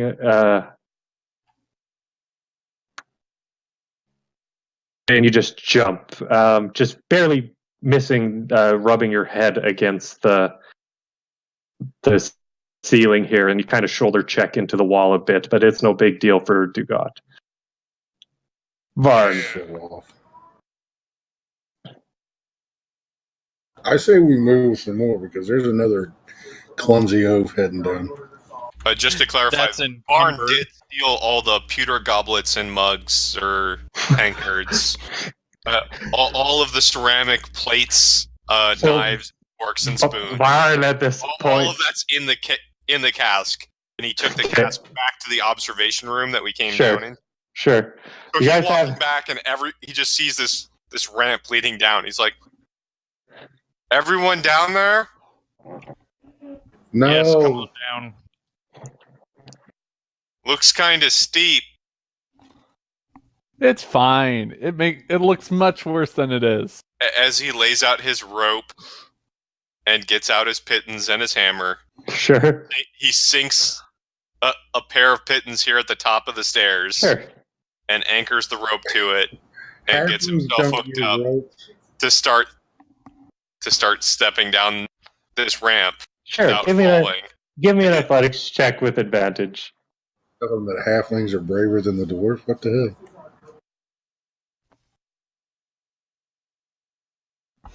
Yeah, not a problem. You just go down. And No where's difficulty. the spikes? The spikes are at the bottom, but with the control you have coming down with a rope, it's an easy little jump for you to get over them. Well, I'll sink 2 more pittons here, Sure. and then as I hop over the spikes, I'll sink 2 more pittons here and tie the rope. That way people can use the rope to just kind of lift themselves over the spikes. Sure. Easy enough. Not There. trying to call anything out, but do you want to change his to where he's rolling 2 dice instead of 1 in case he does do advantage or disadvantage? Oh, I just mark it here on the sheet whether I roll disadvantage or advantage. Oh, okay, man. I normally have it as roll normal, and then I go to advantage or disadvantage. I can switch it over if you'd If like. you hover No, over I'm the just number, you curious. can see Fine, there man. actually are 2 rolls. Yeah, I'll just hover. It's okay for Oh, now. that's Sorry. cool. Okay. I would have So, gotten a 21 if I didn't have advantage. Or no. That's- 22 was my first roll. 15 and a 14. So yeah. Didn't even need advantage for it. I was Nice. just Cool. balling on it. Yeah, I can switch it to 2 rolls if you'd like. You know, you know your night's going to suck when you make a roll with advantage and roll 2 natural ones. Yeah, that's when you just go, on second thought, I'm just going home. Bye, guys. I'll usually declare whether you get advantage, and I don't going twice. It's okay. As your guys are kind of in this hallway now, you see a door immediately to your left there, Shadow. Straight ahead of you just seems to be a dead end of a hall. To your right, you see a door, and then looking down that right passage, you see what looks to be another hallway that kind of goes to the north on this map here. Same worked ground here, same styling of doors. The only difference is on the door immediately to your left, you see what looks to be a slide gate for a little peering hole. So I'm going to ask Durad to help as Shadow investigates that. Okay. Sure. As you investigate, you just give me an investigation roll you want. It just slides over or Okay. anything. It's a simple little slide mechanism. You can tell everything's over here. As you're looking in with your dark vision, you see what looks to be some sort of graded floor. You see a chair that seems to sit in the middle of the room. And over there, you can see some form of a switch. Kind of looking up, you can see what looks to be some sort of hole up at the top. So I don't have access to the room. Yeah, I'm just describing what you see. Okay. So there's a switch. That sounds interesting. I'd like to take a look at that. Okay, so are you going into the room, or is that have you considered that investigation? You're opening the door as well. Can you reach it without going in the room? No, that switch is like a good 10, 15 feet away. Like you're just looking through a small little peephole that someone walking by could look into if they so desired, and would slide back when they were done. No, I'd open the door. Okay, you open the door. I grab that and there. Okay. Yeah. How about we take our short sword and we tap on the grating to make sure it's stable? Sure, you tap on the grating. It's just you hear the clang of metal versus metal, but there's no give to it. It's solid. Okay. So let's go inside, and in the middle there's a chair, and there's a switch over here to the north and the west, right? Yeah. He would call that out to Durad and wonder if he should pull the switch. Is there any way we can pull it without getting the... Wait. And I'll pull out my rope, tie this rope to it, and we'll come outside the room and pull it. That's an excellent idea. So let's do that, if that's possible. Sure. You take time to tie the rope. You tie it. You come out of the room. You're going to give it a little pull. Mm-hmm. Give me a dexterity, as it's going to require you to kind of. Well, are you going to use the chair as kind of an anchor point? I shouldn't be giving you ideas. Damn it. So Well, yep. To I give was some thinking, leverage, but I was right? thinking it might have been loose. I didn't even think that it was tied down. I like Yeah. nice DMs. Nice, Yeah, so nice. sure. Yep. Just give me I'm going to make you roll a check anyways, but the Go DC for is it. going to be in the toilet. Give me an athletics check. Athletics check. Okay.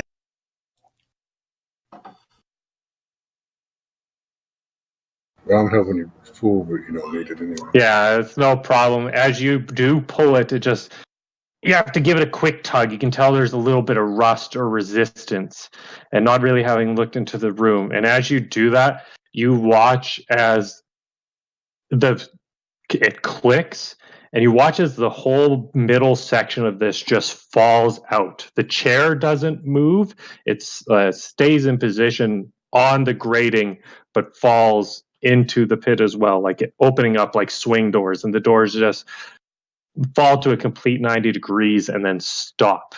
And as that happens, you also hear a loud sort of moaning sound. Guys, I think I did something stupid over here. Help. Oh boy. Close the door. Close the door. Close the door because there's no grating. I there. need everyone to roll issue for me, please. Stand in front of the door, Varn. Use the chest. Varn left the chest up in the cask. Damn it, Varn. We need that chest. Why? You have Varn. Okay, Varn, you go then. Let me just find what I need here.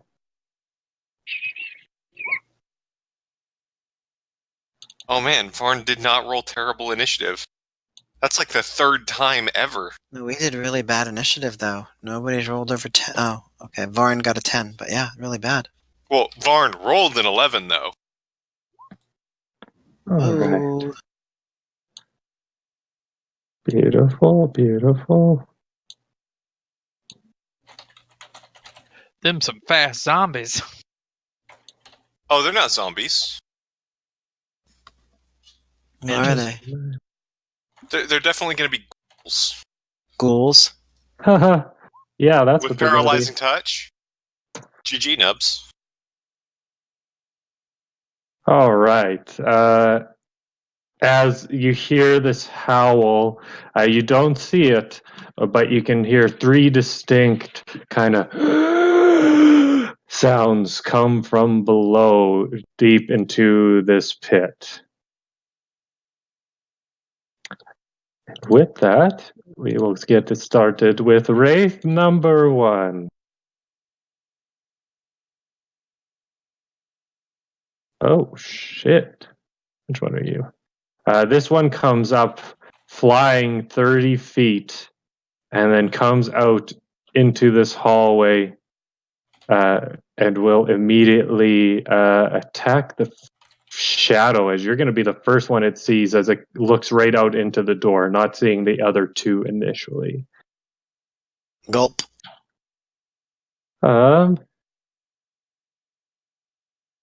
It is going to get one attack versus you. That's a miss.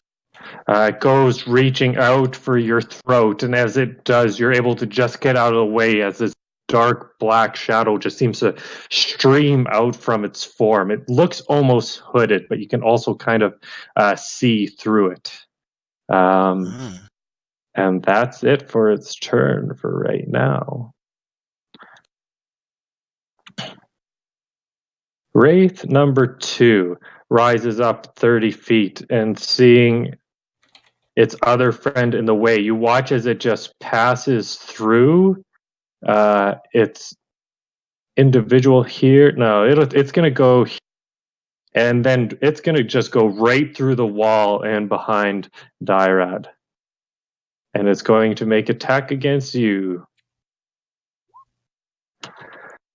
And it reaches out for you, Dyrad, but you're able to back out of the way as it reaches for you. You kind of pass through the other one's incorporeal form, and you can feel this coldness to it. But you are unaffected as it misses you. Yeah, thank you for. Just had to say that. Thank goodness. Thank goodness. I let them know that we need to get someplace we have some more room to move.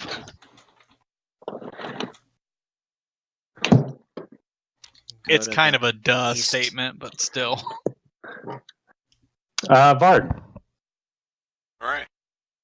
So Varn is going to be awesome, and Like, go go, back Varn. over the spikes and take the rope back up the top of the stairs, and just wave. Okay.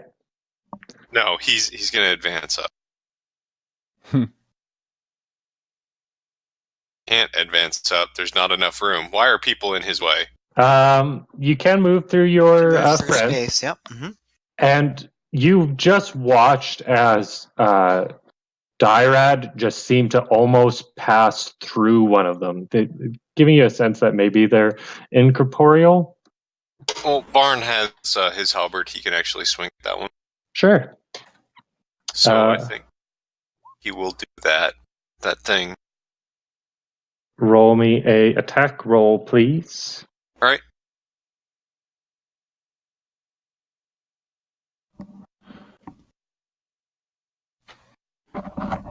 All right. So you take your halberd out and you swing out towards this wraith, trying to strike into its form. Where is my character sheet? And as you do, and as the blade does pass through it, you can see it kind of shrieks and shrivels for a moment, but then its form re-collapses in. You're not seeing any sort of blood draw here, though it does seem like you kind of heard it.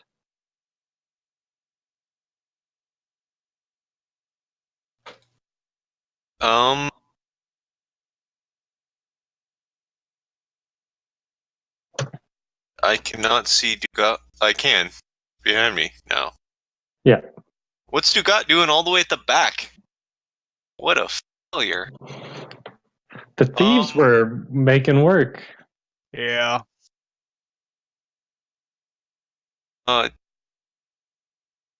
Then You do have another attack. I'm going to forego that. Okay. Give our fishy friend a commander strike. All right, fishy friend, give me a attack roll, please, Dyrad. And tell me which one you are attacking, please. I would go the one behind me. Okay, the one up here. And this is a magical weapon. So. Okay. Hence the commander strike.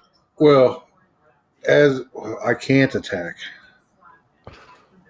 Yeah, you can. I'm making you attack. Well, my weapon's not out. So. That's true. Make a punch. Yeah, punch him. All right. So what would that be? Strength check? Yeah. It's roll just well, for me, it'd be a weapon attack with proficiency. Roll a d20. It does 1d3 damage. Man. How did you get caught with your pants down? So it's an 18 plus your strength mod plus your proficiency bonus because everyone can punch. And then damage is 1 plus your strength. Plus the Plus 6. So 1 plus my... Well, all my... 1 plus my strength plus 6? Yep. So 5. So 5. Oh, so boy. as you're commanded, Oh man, strike. massive damage. Like you maybe give a little punch by some, maybe not Barn. I slapped him to... Yeah, you just slap him, and you watch as it just kind of. There's a little bit of cold resistance as your hand passes through it, and you can see it kind of shrieks a little bit and curls at your touch, but it just doesn't seem to really hurt it too much. That was amazing. I love that. That's super amazing. You know what's great? Anything else, Barn? As you just watched the best punch of your life. Like just as far as like I sword, got a -1 on my right there. strength, so Like he's pointing to the sword, like right. There's a reason Varn uses a halberd as a walking stick. Yeah. Anything else? Bonus action? No, he's done. He's just completely stupefied right now. All right, you gotta Balnir. remember, I'm holding a pommel that has about a 3-inch of jagged, broken blade on the end of it. It's not the size; it's how you use it. All right. Balnir. I'm gonna punch this guy a whole bunch. All right, roll me some attack rolls, All please. right, let's. Not like that First on that. strike, it's able to kind of get out of the way. These seem to be fairly dexterous as far as race go. It just almost seems to shift out of the way of your first blow as the punch comes across to its sternum. Second punch. Sorry, not a pommel, a hilt. This time you lunge forward, just missing your punch. You bring spinning back fist around, and this one does connect, passing through its form. Okay, I'm gonna spend a key point for a stunning strike. Okay. Roll me the attack roll, please. Hmm? Or is that on the 17? As you do that, trying to aim for something vital in this thing, and instincts immediately go throat. And as you strike the throat, you just grab this smoky black shadow, and it just seems unaffected by it.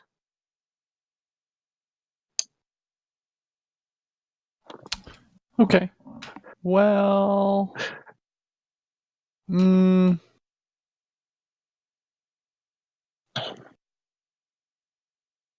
gonna go ahead and spend a key point for Step of the Wind, and I'm gonna disengage. Okay. And you guys take care of this from here. What? Oh, fuck me. What? I kid. I am good from a distance. Vern's now standing there going, well, damn, my shield's gone. That's it for your turn, Shadow. This wraith just tried to claw at your face and is looking like it's gonna come at you with its other hand as it's kind of floating, Right. flying in the air. So Shadow is going to strike with short sword. Sure. Roll me an attack roll, please. Sure. 12 will not hit. It will not hit. And then we will go offhand with dagger. Sure. Roll me that attack roll. Ooh, but that will. And I get sneak because I have an ally adjacent. Yes, you do. So make sure you roll your sneak attack damage twice. You Sure. come in with your blade and you jam it into the side of this thing, and you see that the magical dagger, though it is meant to cut through undead things, you're expecting so much more damage, but it looks like everyone else's blade has looked when it has passed through one of these creatures. So 29, 39, 40, 41. 41 points of damage. What happens? Like I said, as the blade passes through, you saw Varn's blade pass through, and even though yours is, it looks just the same. It is not doing what you think it should do. There's no ignition of your magical sorts. Wow. Everyone who is attacked, roll me a religion check, please.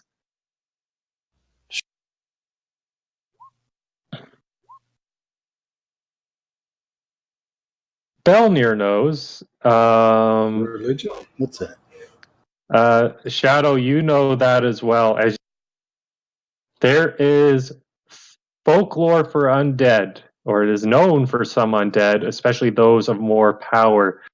Silvered weapons are needed with magical enchants on them in order to be effective. Oh. That is really a big problem. So I'm going to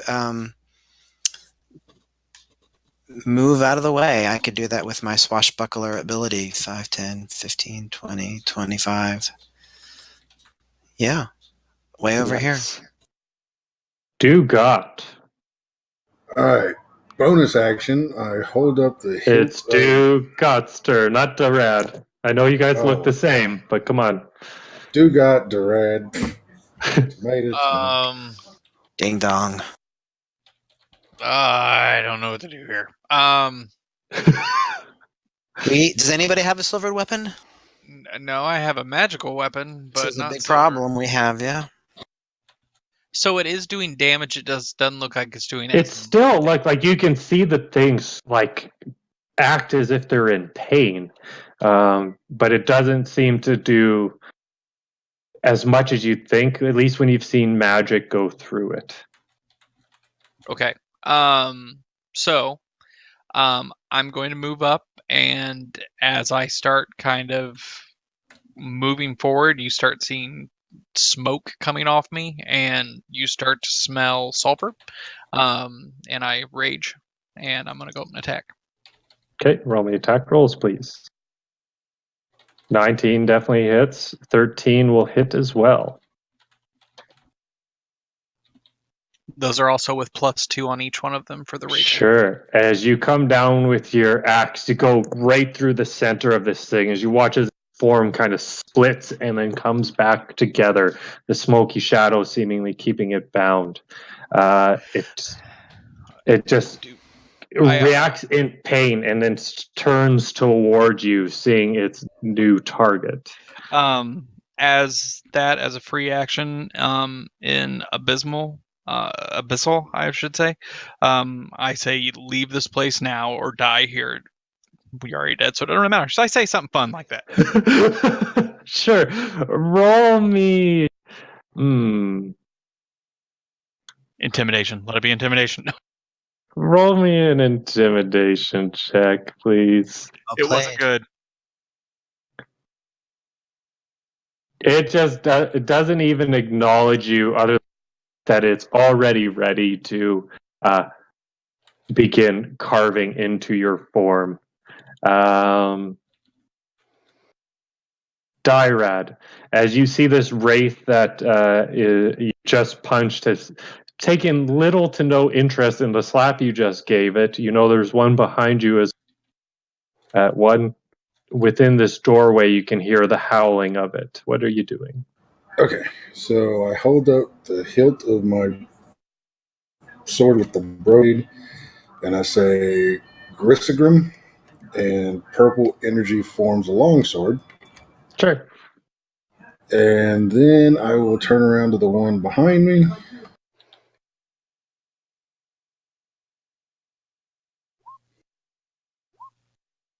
And hit it with Eldritch Blast. Twice. Sorry. So you will be at disadvantage because it's a ranged spell attack, but a 13 and a 20 will definitely hit. Now, as you take aim, this thing tries to dart out of the way, but you're able to track it as it's trying to focus on Dugod at this point. Still keeping aware of you, the blast lances out into it, and you can see it kind of burns up part of its form. And then the second one strikes it and seems to do the same thing. And you watch as all of you are watching, you watch as its form, as it takes the second blast, almost like flash paper. It just erupts in this sort of sparkling flame and then fades into this dull smoke and dissipates. That's the way to do it. And I'm done. Yeah, I used my bonus action to activate my sword. Yep. All right, this wraith just saw his friend get completely dusted by energy blast from this direction, so he's going to attack you, Dyrad. Oh my goodness sakes, and it does nothing. As it reaches kind of ready, even though your arm's out, it goes to latch onto your arm, and you just pull it out of the way instinctually as these dark black hands reach out for you. What's cool is I actually shoot my Eldritch Blast through the sword. Sure, cool. Oh yeah, you lance it out of your sword with purple energy, unless you want some other flavor for it. This my, other my one. weapon is my casting thing. Focus. Sure. So this other one behind you is striking you. 15 versus AC. Miss.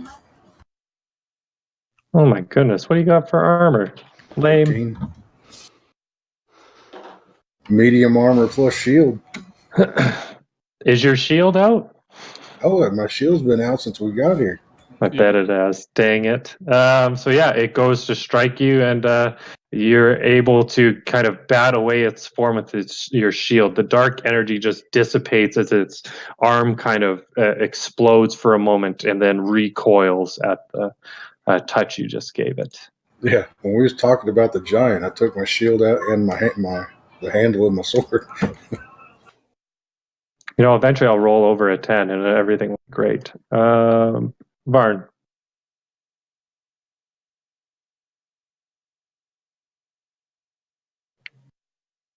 He said BRB. He might have went to. All right, we'll just hold his turn. Belnir, what are you doing? I'm gonna use my Radiant Fist. Heck yeah. Yay. Where did I put him? Where's your come. fist? They're usually on the end of your arms. Right. So you're you do a little bit of a chi stance and Pew pew. erupting from your hands as your fists fly forward. One a palm strike, one a fist strike. These two blasts of radiant energy strike into this creature. I'm sorry, the only thing I can picture is Dragon Ball Z. Yeah. As you do that, though, you watch as things. You assume that them being of this dark orientation, they would be more affected by it. But you see that it seems to have as much effect as the force energy that erupted from the warlock or the fishman. But you do hit, and those energies do strike it, and it seems to not like it as it turns and kind of glowers in your direction. Well, it can glower from 15 feet away as much as it wants. All right. Anything else for your turn? That'll be it. Is Varn back? Yeah, I'm back. Your turn. All right. Then I will do. Who got hurt? No one, because I rolled terribly. Yeah, Shadow was hurt earlier, and Darad took some damage from the fall, but none in this battle. Halberd attack. Roll me some attack rolls. Wow, that's 9, you go to super terrible. slash. And as it's just been struck, as these radiant bolts light fly over your shoulder, it just blinds you for a second, and you're unable to actually hit the shadowy thing in front of you. And second attack. The second attack, you do get it as those shadows gets this wraith form gets struck. It is illuminated for that moment, and you take that moment to go dead center and drag your blade across it from over Dugot's shoulder. Still, it doesn't seem to be as effective as you would on a flesh and bone target. And bonus action.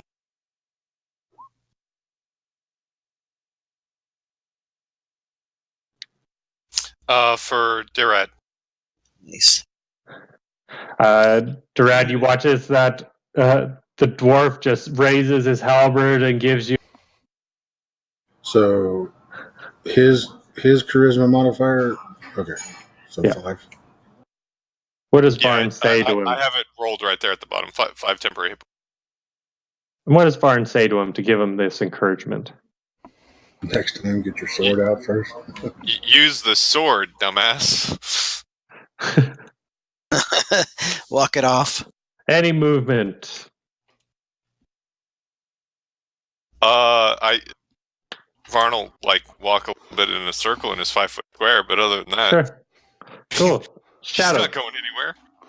Shadow wants to stow his sword and dagger and pull out his crossbow because he has some silvered bolts. Sure. So you'll actually have to drop your weapons because you're only allowed on stow as one fluid motion. And I'll say you're Okay. able to reload on your turn, bringing up a silver bolt. Great. So let's do that. And I don't know if I have my crossbow prepared anymore. Rats. Could I just do a regular ranged weapon attack? Yeah, just roll a d20, add your proficiency and your dex mod.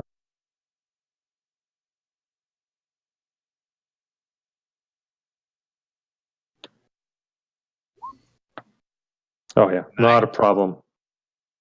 So you take aim with the bolt. It flies out and lances directly into this creature. Roll a d6. Is it a hand crossbow? No, I don't think so. It's just a regular crossbow. Light crossbow. So that'll be, I believe, a d8 Plus dex? Plus dex. Nice. Nice. So as that bolt lances into it, and actually this is the first time you've seen an actual weapon stick into it. You watch as that bolt seems to just bury itself partway into it. Roll your sneak attack as well. Beautiful.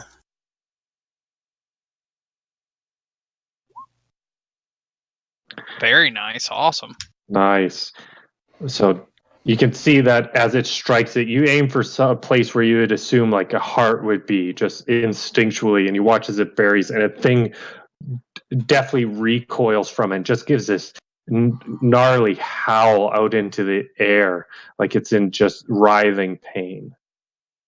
Nice. And I'm going to stay where I am and ready for the next time. Sure. Do God. Okay, it's one still in front of me. Cool. All right. I'm gonna just freak out and swing 2 more times. Sure. Roll an attack roll, please. Bummer. Yeah, you go and slash, and it hits the ground as it moves out of the way. It's really trying to evade getting hurt at this point. You swing a second time, and it just goes underneath as your blade in your rage just hits the wall and goes in a couple inches. You pry it out just as Dyrad, what are you doing? Anything else bonus action? Just so I should check. No, sir.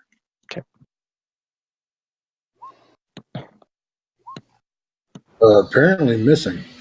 Yeah, you go to you're targeting the one in the center. Oh man, hold on, that's wrong. It's changed my stuff again. I'm going to take those dice rolls. That's a 7, and that's a 5. Well, it's putting my strength modifier instead of my charisma modifier. What's your charisma mod? 4. 4, so that'd be 9, 10, 11, 12. Well, it's doing a -1. Yeah, so your first one would be 5 plus 4 plus your proficiency bonus. So 5, 7, 8 plus 4. So 12 will miss. And +1 because one weapon. The 7 plus. Okay, so both will actually hit. I'll fix that while you're doing that. Yep, sure. You go and slash the first time, and it does connect through as this spectral sort of blade carves through this thing. It's still, you've cut things down with your blade before, and it is not reacting the way that you would have intended for a creature to react. It doesn't seem to have the same oomph. Yeah, that's it. For me. Yeah. All right. So you do that. This one's gonna circle up. This one's gonna attack Dugot.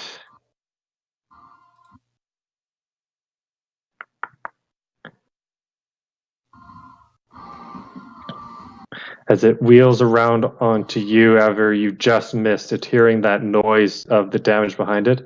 And it's not going to hit you as it reaches out. Even in your rage, its hand reaches out to you, and you just instinctually just slap it away, like you know the business, and this ain't happening. And then the one behind Dyrad is just going to attack him, and I still haven't rolled over a 10. So who cares? Like, whatever. Ugh. Barn. What are you doing? I think we have this fight pretty well in hand. This is just a test. Yeah, that looks like it's working. So looks like we have this fight pretty well in hand. So Varn might just go back up to the top of the stairs, retrieve one of those bottles of wine, and drink it. But I mean, I figure that people probably need help. So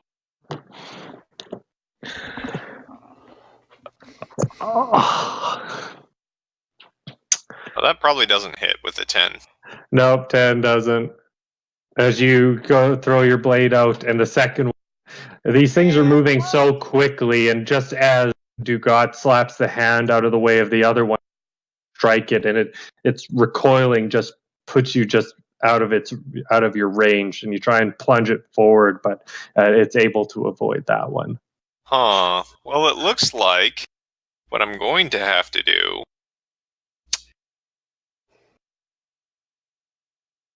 And who are you inspiring? Darad. You don't want to inspire my race? I mean, I could. They could use it. Like, they really need it. All right. Rad, the Varn dwarf gives you a couple more inspiring words as now your spectral sword has kind of come out and shown its bite. Stick them with the pointy end. Belnir. All right. I think it's time for more glowing long-range fists.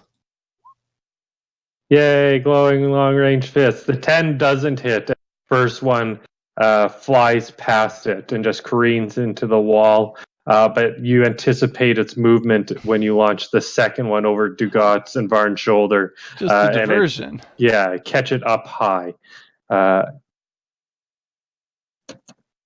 It seems to recoil once again from this radiant energy that seems to be hitting into it.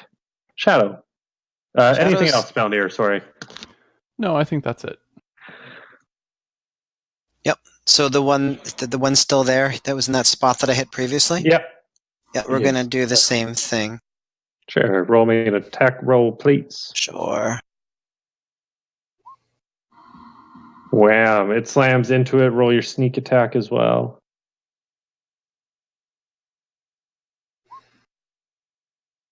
Yeah, that's enough. With this silver bolt, it just slams into it like in the throat, and you can all hear it almost like a sound of it choking on its blood as it continues to wail, and then it just falls or dissipates into just nothingness as the sort of smoky form just settles into the ground and disappears.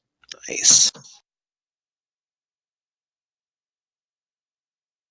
That's it. Yeah, what's it like rolling over a 10? I know, right? That was a pretty good roll. 19, yeah, that's not bad. Dugat, the one in front of you just dissipated completely. Okay, so there are only 3 that we've seen, right? Yes. Can I use a throw as a bonus action, or would that be an attack? It would be an attack action if you throw something. Okay, I'm going to go up and try to throw the fish guy. Oh, wait, hey, whoa! I'm going to try to throw him out of my way.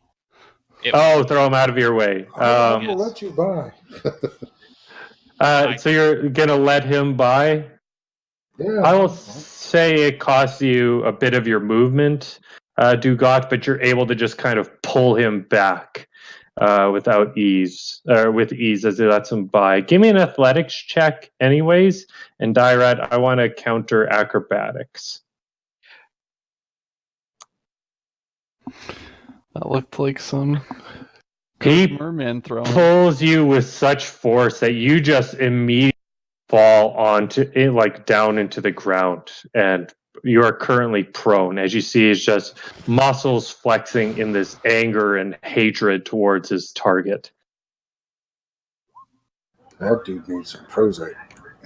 So 25 will hit as you slam your blade into it, but similar effects as it just doesn't seem to have the same oomph that your great axe is used to have. It's infuriating to you. Well, bummer.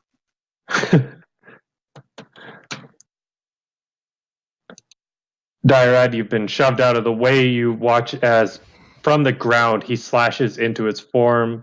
You lance out a eldritch blast as it kind of moves off to the left. That blast slams into it. The second one, as it moves off to the right, you're able to correct and hit it there as well, dealing the 20 points of damage from your sword.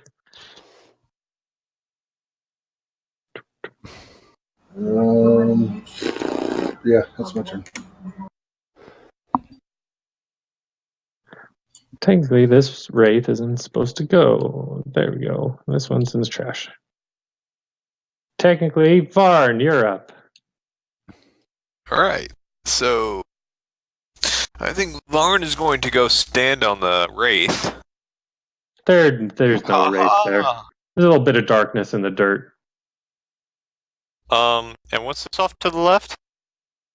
You see an open pit, actually, and down into there you see like this grated flooring that has seemingly fallen out and a chair that juts out from one of them sideways. Can Varn make that jump? To get to here? To the chair, yeah. Well, the chair is partway down into the pit. You'd be able to jump onto it, but you would be about 5 feet down in the pit, so to speak. The edges here and here are on your same level as you are. I think as though there are hinges here and here at this point, and that's where this sort of pit has come from. Yeah, Varn will leave that for more adventurous spirits than him. Just kind of Sure. wander off this way then.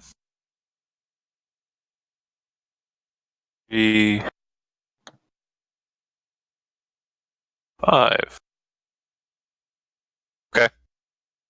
This Varn just kind of wanders away.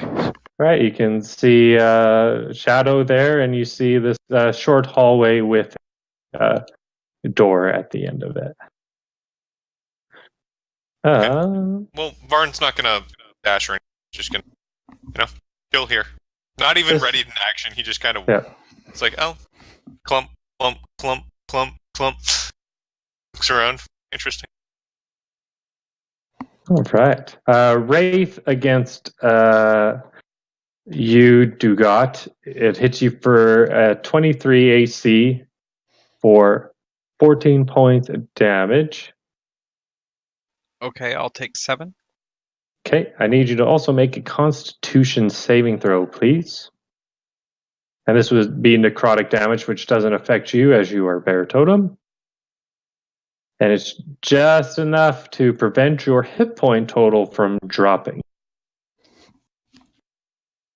Cool. Sweet, I'm mad. Oh yeah, you're real mad because you've actually been bloodied at this point by this thing. You're the first one to be touched by it, and it's probably frustrating. Show me on this doll where the wraith touched you. Melnir. All right. More long range kung fu. Give me those attack rolls. Oh, your first one flies off, but again, it's just a distraction as you fire the second one into its form, dealing the 5 points of damage as this light erupts into it from over your shoulder, Dugat. All right. That's good for me. Shadow. Can I see any from my vantage point? You can't see the wraith, not at all. Because he's around the corner, is that it? He's around the corner and he's got a big barbarian in front of him. You have a hard time finding any angle from within this room. Mm-hmm. Then I guess I'm going to check this door. Sure. It's a nice door. It's big. And give me an investigation check as you're going to quickly check it. pick up my stuff, that I dropped to the ground. Sure. I killed it. Oh man, locked, but not trapped. Okay. I'd want to unlock it. Okay, you'll have to wait until we'll say till your next Whatever you turn. like. Yep. This is you did a full investigation. Sorry, Dugat, you're up first. I get attack again? Sweet.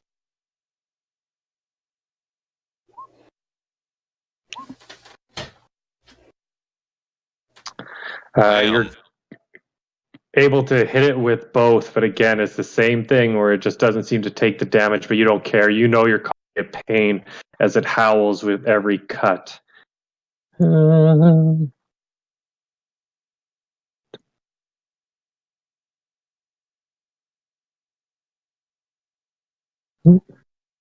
It definitely seems to not be enjoying having you here. It kind of almost seemed to leech a bit of life from you.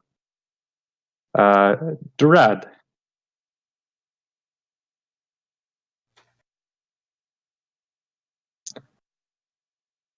Durad. Oh, sorry. Let's see. I will cast Polymorph on the Goliath to get him out of my way and turn him into a mouse. Okay. I'm kidding. I'm kidding. You don't have polymorph. You're not high enough level. No, It I was don't like- have Polymorph. I don't know how to play that now. Squeak. Would I be able to get a shot out around him?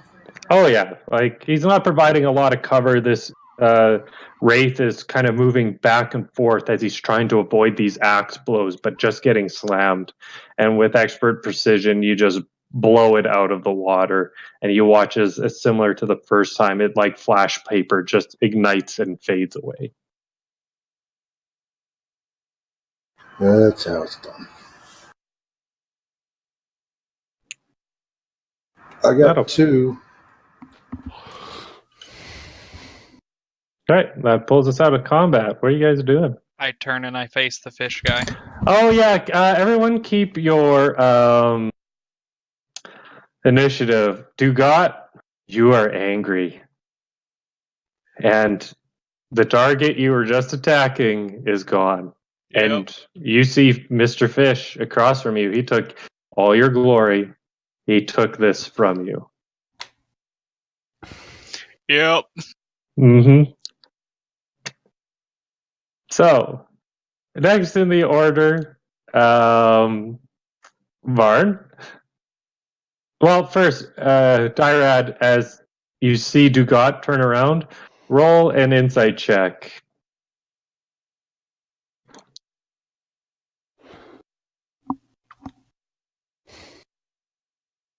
Those half-orcs with their angry looks on their face. I got a D6, right? Inspiration D6? Yeah. Yeah, it doesn't help much. Yeah. No, I'm going to say no. You just see... Like, you assume that he must be smiling at you for the good job you did. Varn, what are you doing? Clump a door.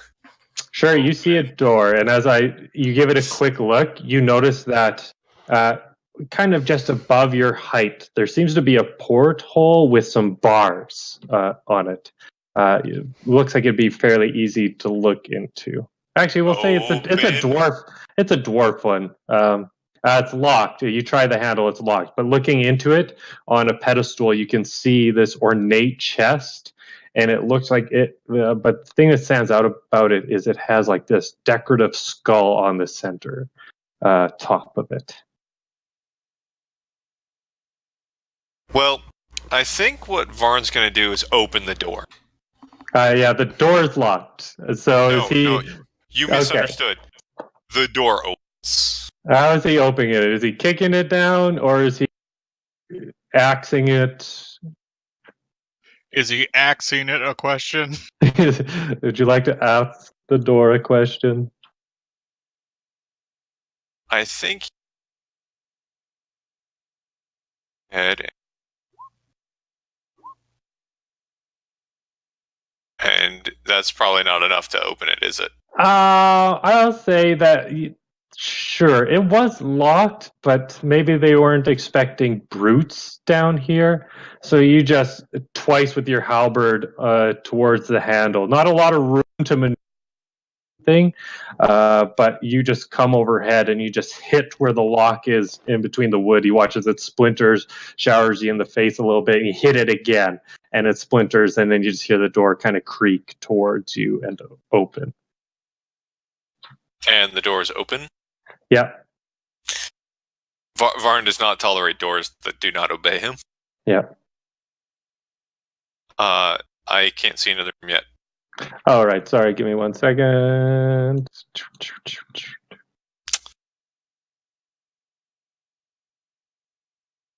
And then he walks into the room. Sure. And what is this masterpiece of insanity that I'm looking at? You just look at this ornate chest. It seems to have these nice kind of metal riveting on the outside, though it looks more like a steel or an iron. And then just this chest, this skull that seems to decorate the top, but almost be embedded into the lid of this chest itself.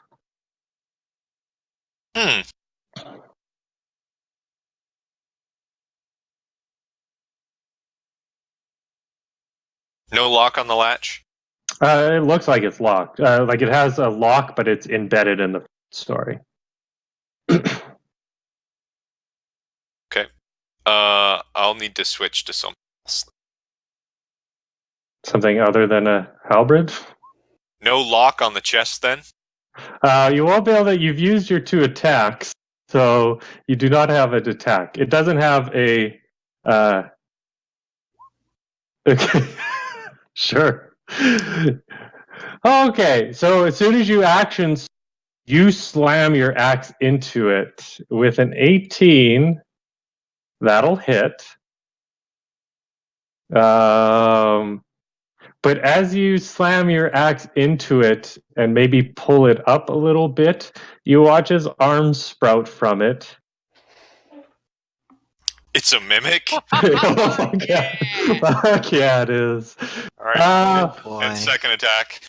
So yeah, both I'm assuming gonna hit. Let me just take a quick little look here. So Yeah, I'll both hit. It doesn't have. Damage. Yeah, it doesn't have a lot. It does damage. You watch as it immediately bleeds, and these arms sprout from it, and this black ichorish like fluid, almost like it's undead. But also, when that happens, as it is kind of lifted by your blade, a iron door on these sort of rungs right beyond the door, it was hanging from the ceiling, slides down those rungs and slams closed behind you. No biggie. No biggie. I'm going to just insert this mimic into after your turn. So it is going to make an attack against you.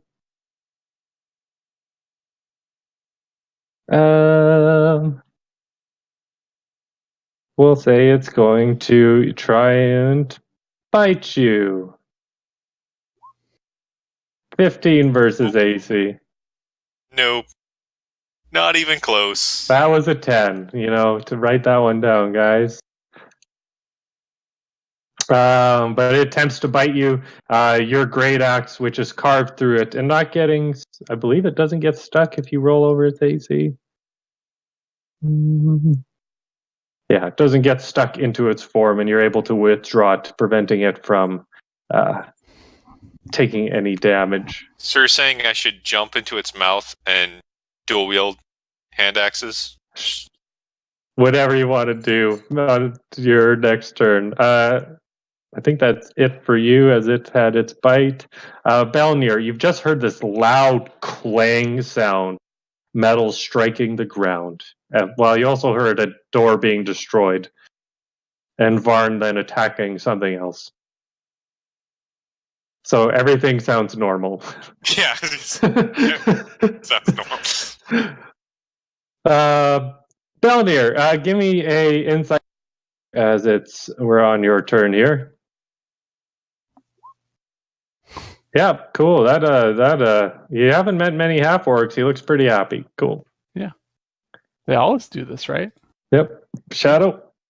Or sorry, Balnir. Let me finish your turn. Where are you going? It looks like you guys have this under control. I guess I'll go exploring. Follow towards Shadow. So 10, 15, 20. Oh, sure. Just leave the. I have to ask, Dugot, how focused are you now? Just letting everyone Okay. sequence from a previous session. How focused are you on the fish guy and Belnir walking past you? Would that infuriate you?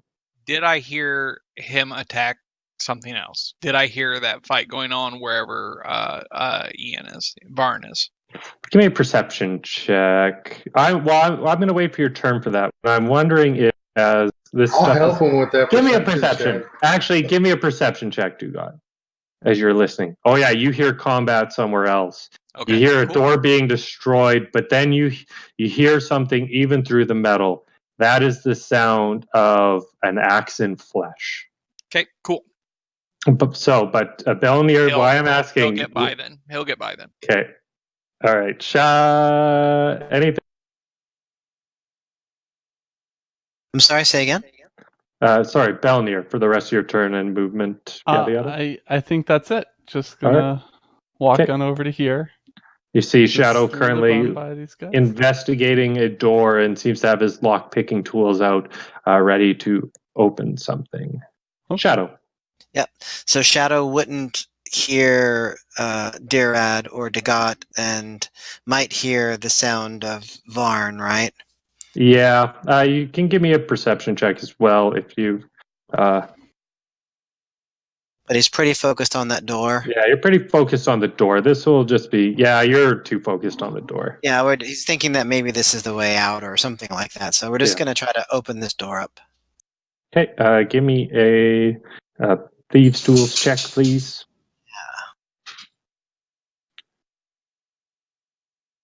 How about that?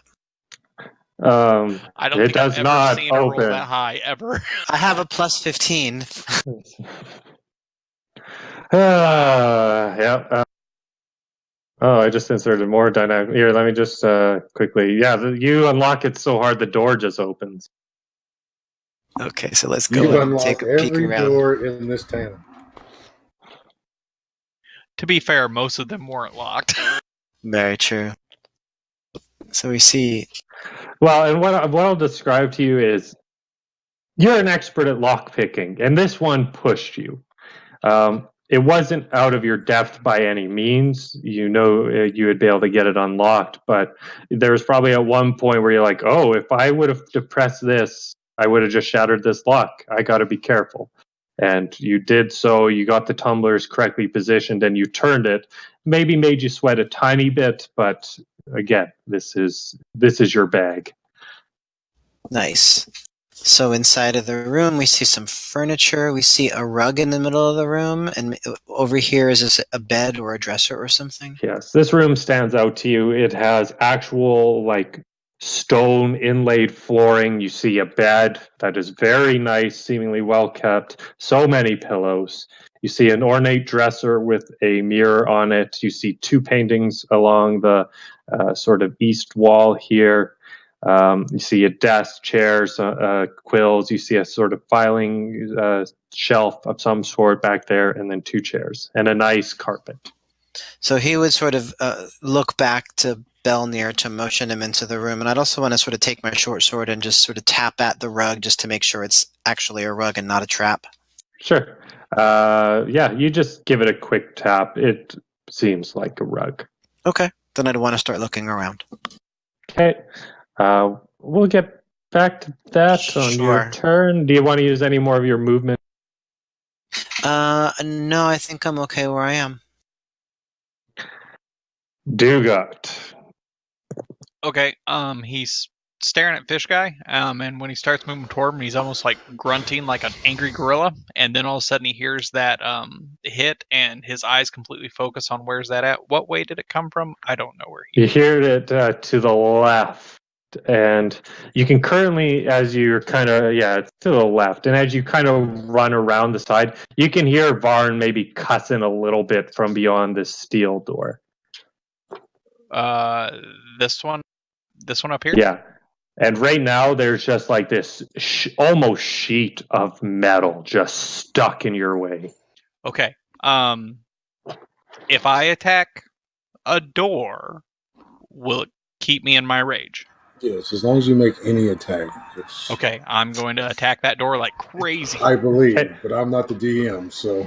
Yeah, roll me an attack roll. It's actually supposed to be a matter of damage. The first time you hit it, you just watch as blade streaks down and then goes into the ground. Don't care, gonna do it again. Yep. Yeah, no, you come a second time and it just hits it, and you're hitting it with quite a bit of force, but it just I just scream at that door. Yeah. In your rage, give me a investigation check. I need to have negative on this because I am not smart Yeah. right now. It's like you're at disadvantage. Oh yeah, it's a fucking metal door. You're just staring straight ahead in full focus. Screaming, freaking out. Dyrad, what are you doing? I will follow the big Oompa Loompa. So I guess there's a metal plate in front of him. Yeah, you just see what's like this sheer, smooth metal plate. Well, it's got two defined carvings into it, but it barely seems like it's done anything.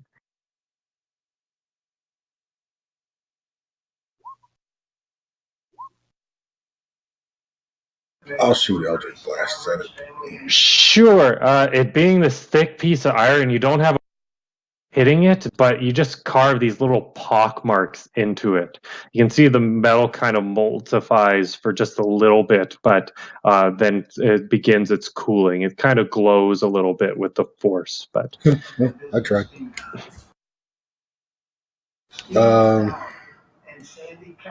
I'll step over here. What are you doing over here? I'll step over here to Dugat, see what he's doing. Sure, you're just watching him carve into the door. He's hyper. Oh, you're carving into a door too? Oh yeah, I'm freaking out on this door. Oh, okay. I had it mixed up. Yeah, you're shooting at the wrong door. That door was open. You would have shot at the metal plate.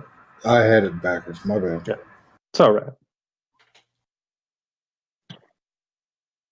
All right. So, anything else? Anything with the rest of your movement as you've just launched two blasts at this metal sheet, essentially, and you're watching Dugat slam his blade into it? I'll step over here and see what whoever this is. Sure. Belnir. Did everything look like it was under control over there? I think so. Oh, I skipped Barn. 1 second. Barn's turn. Barn, what are you doing? I think I'm dismantling this mimic. Yeah, please hit this mimic for me. Oh, yeah. Mm-hmm. Mm-hmm. Mm-hmm. Chop. Actually, no, I do that. I do that. I'm like, I could Blade Ward and then just laugh at it.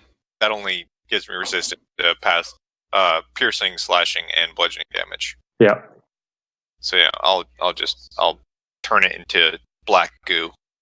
Sure. Okay. You good? No, this mimic is going to go. Wow. Curl up in a corner and cry like a little bitch. It's an undead mimic. Come on, man. And Varn just terrified the hell out of it. He tried. This thing doesn't know any better. It's trying to eat you. And it just took 54 points of damage. Yeah, it's hurting. It's still alive. It should be dead. It's very close, if that's like, whatever. Just roll your attack rolls and finish these. As a reaction to it failing miserably in fear. All right, yeah, that does it. As it had 4 hit points, carved of it, splitting it into half. This was a really funny joke that someone played on you. There was nothing in it, was there? You can give me an investigation check. As Varn dives headfirst into the entrails, undead mimic to see what's in there.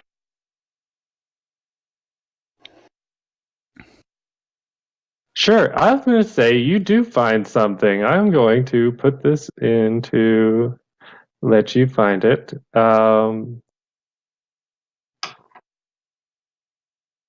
It's a very interesting item.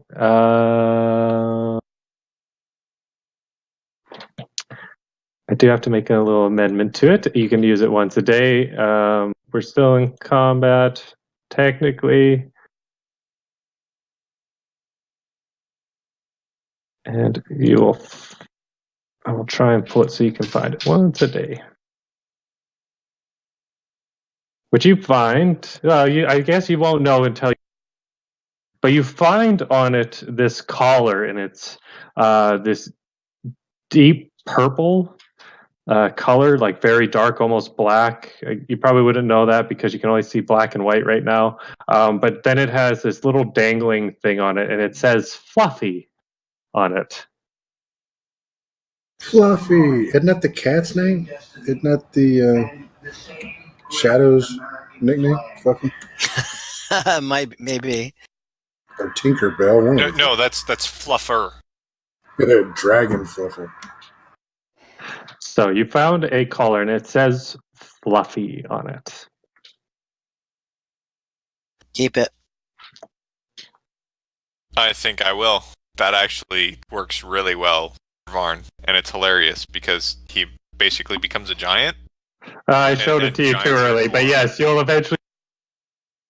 And giants and dwarves are related, so yeah, you'll like it. Cool. Sorry, so let's keep going. Anything else as you finished it off? You've got this large plate behind you. Oh wait, it's Melier's turn. You already had your turn. It's dead. I'm gonna yell up to you. Everything all right up there? I'll let Bellier know that the whatever that big thing is that came down. Yeah, he's just beating on a door. So. Oh, okay, that's good. Then I figured I'd leave him to it. He looked like he was enjoying himself. Yeah, my impression is that that's just what half orcs and doing stuff. My impression is he wasn't that smart, but you know, each their own, I guess. Well, I'll just check out this room then. It looks rather fancy. Sure, it looks very fancy. Anywhere you want to specifically look? Yeah, this back behind the desk here. I think these are books. Yes. I can't. Yeah, I want to check out these books. Okay. Give me an investigation roll. Just not investigating very well today. No, you're not. I don't feel bad for you because I didn't roll much over 10. That's all right. You're not really. You're just seeing what's boring. You kind of open one. There's a few ledgers in here. Some that look like kind of like a journal.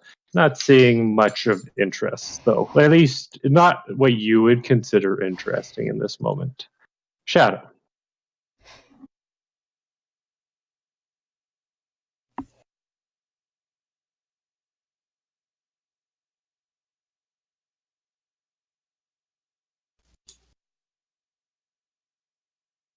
Hello? Shadow? I'm sorry. He's interested in these books as well, so he'd want to take a peek as well. Sure. Give me an investigation check. As you're kind of looking through. Not much better. Not much better. You're kind of looking through. You see books. You're like, well, a journal might give you kind of an idea of what happened here.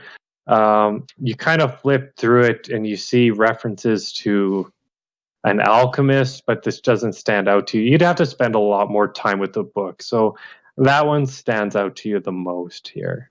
I'd want to grab that one because I remember something about that from Dugat, right? Yeah. And just at the end, if I could take some last movement, but just to look underneath the rug, see if there's anything funny under there. Sure. You kind of pop it up. There's nothing under there. It just looks like a nice rug. Everything in here is ornate. Like the two paintings on either side are like gorgeous. Mm-hmm. And there are no other doors in this room? Not that you can see. Okay. At this time, we're going to say that that's been your turn with the investigation of the books. Yep. All right, Dugat, you're here. 2 more smacks going on, and Varn is still technically in combat with this creature. Swing, swing, get in the door. Okay, roll me attack rolls. Those hit, and your axe buries a little bit into it, and then the second one buries a little bit into it. You're kind of hitting the pock marks, but you're just seeing more and more metal. Like, if anything, you're just, it's a good thing your axe is magical to not dull the blade at this point. Sweet. Varn. Is my combat done now, or? We'll still say you've attacked turn and of you that? found your magic item. It's It's still your turn. Just to. He'll think you effectively skipped be my digging turn. himself out of the corpse of the mimic. Yeah, But that's what he'll be doing on his turn. Yeah. And in any case, he's stuck in this room. Okay. I think you skipped me. Oh yeah. Oh, sorry. Go ahead. I'll go in here and see what these guys are doing because I'm trying to get away from that big elephant. I see them kind of just investigating, looking into stuff. Any good books on like warlocky stuff?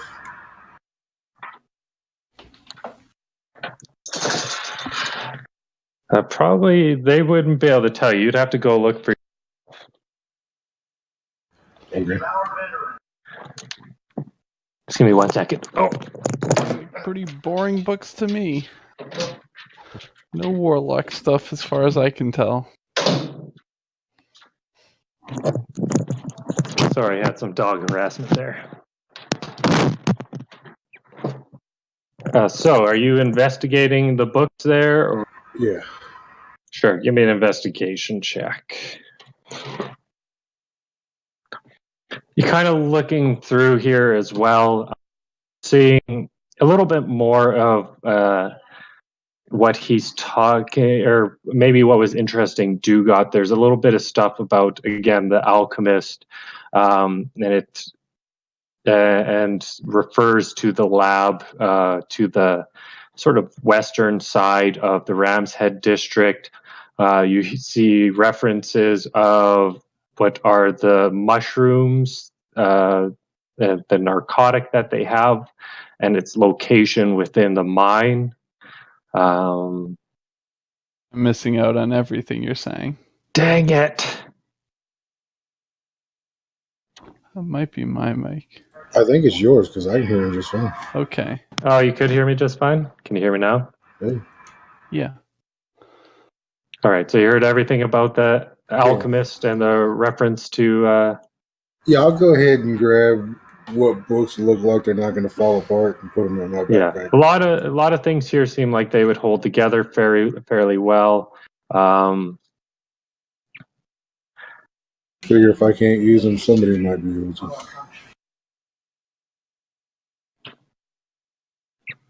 I'll also say that you do... Oh, no, you're searching the book. So, yeah, you don't find anything else. The books, again, this looks like business stuff, but these seem like more legitimate business documents, actual tracking of movements of the Thieves Guild here. And you see references to things that were present for the different districts that were marked off on the map, so to speak. Cool. And while I'm here, I'll tell them that while we're looking through here, I should have told you to start with, if you find a piece of broken sword blade,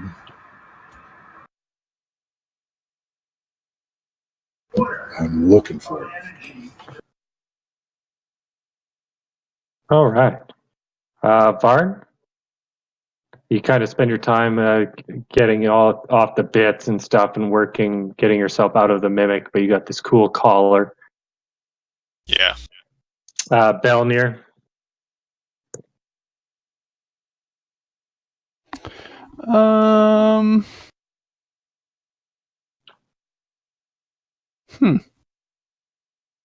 What's this over here?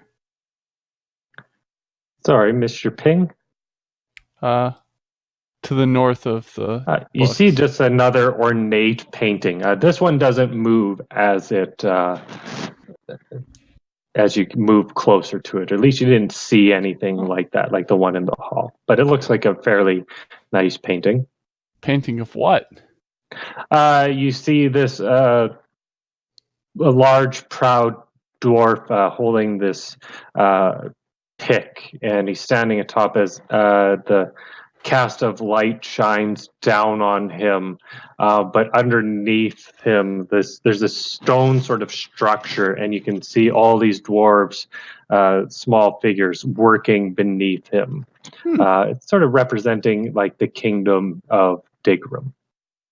I like it. I'm gonna take it. Okay, as you pull it from the wall,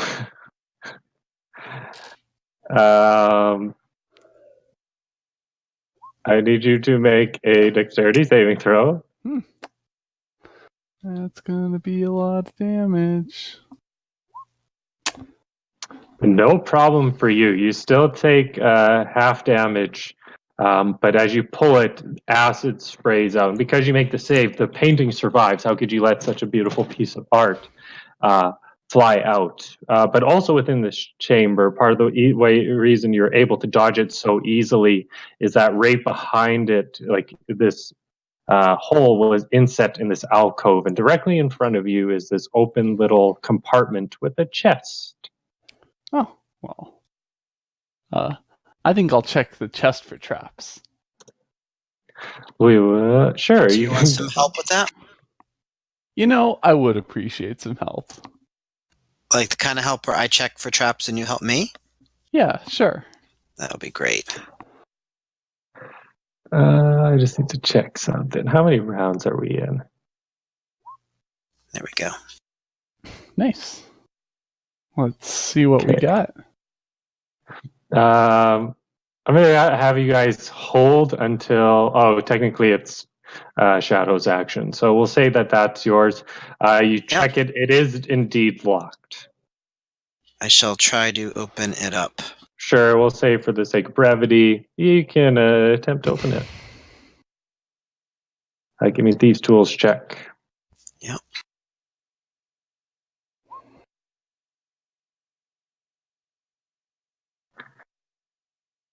All right, so no problems opening it. I'll just give you a quick little rundown of what you find inside. You find a bit, about 1,000 gold worth of silver. We'll just get that out of the way now. No need to count it. You do see sitting on the bed of it on the inside is this ornate stone. It seems to have like this clover on top of it. You also see this, actually taking a look and you kind of moving the chest out of the way. Behind there, you do see a sword and a bow as well. Oh, wait, not a sword. It's a hand axe. Sorry. Hand axe and a bow. The hand axe, what it looks like, just quickly, it looks like it's almost made of bone, and dangling from a chain on the kind of hilt that it's held by are these two large, and they look like molars, but molars from a giant. Like they're just large teeth. He's going to hand that to Belnir, and maybe Varn or Dugat would want this, but he's going to be interested in the bow. All right. Well, we'll find all that out later.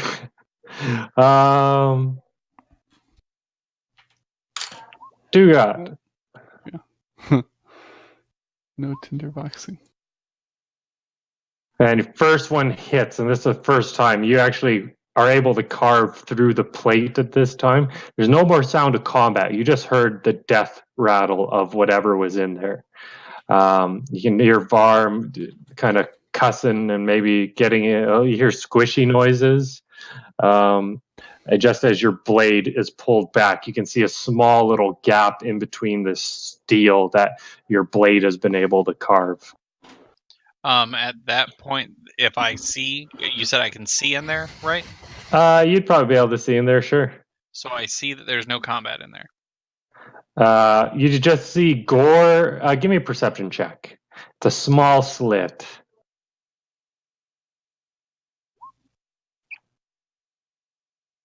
It's hard to tell. You can kind of see Varn. He's like elbow deep into some sort of gore. You don't know if he's strangling this thing or like tearing it in half at this moment. You can't tell. It's just a small hole. His back's to you. It's just a bloody mess in there. Okay, I'm still focused. Okay. I wish I had a round counter. And I'm done. Dyrad. 2, 3, 4, 5, 6, 7, 8. We're 6. probably around 8. I think it's 7. Dang. Well, no, actually, I think we're starting 8. Yeah, we'd be after starting starting. 8 after this one. Dyrad.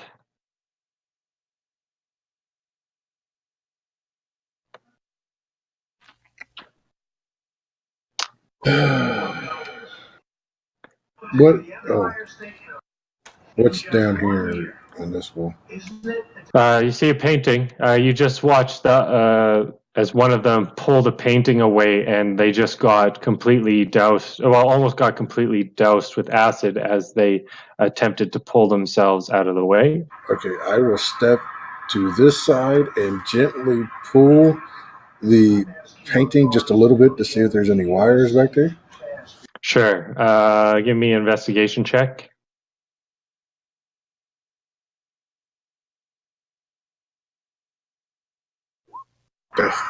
You're checking it for traps. You're not seeing any traps. All right, well, I'll take my sword anyway and run it up and down the back. I'm still going to make you roll because if you found something untrapped, I don't know if you would actually be careful about it. What is your background? Fellhood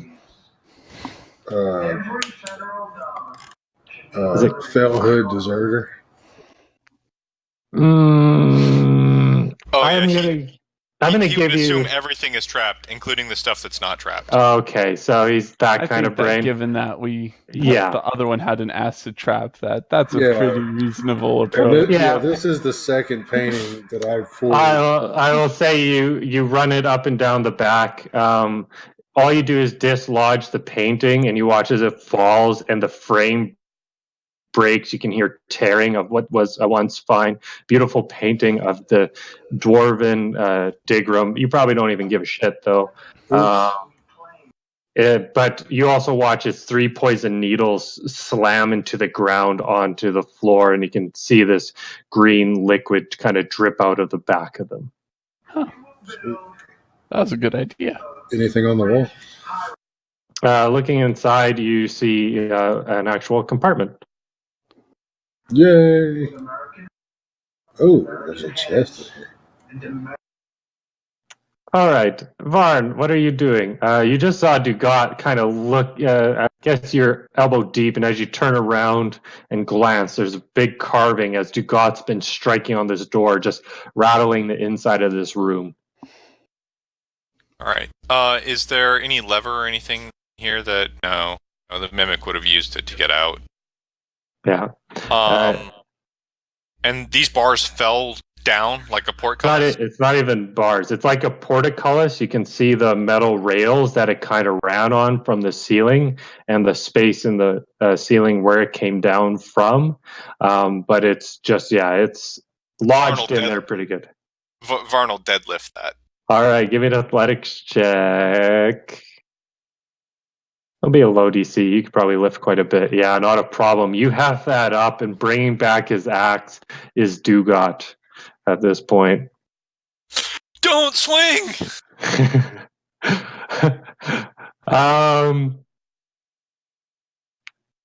Insight check, please. From you, Varn. Oh, yeah. Varn is great at insight. Yes, all of the insight. He does have all of the Oh, insight. he does have all the insight. You've seen someone want to kill something before, and he's looking you dead in the face, and he wants to kill you. I let go and let the portcullis drop back down. Okay, yeah, you just take one step back, and that portcullis falls. Belnir. Okay. So what's this thing on the north wall in the center? It just looks like a bit of a dresser. Some fineries to it. It stands on 4 legs that come up to about what would be a dwarf's waist, or just above the waist. I'm gonna rifle through it. Sure. Investigation.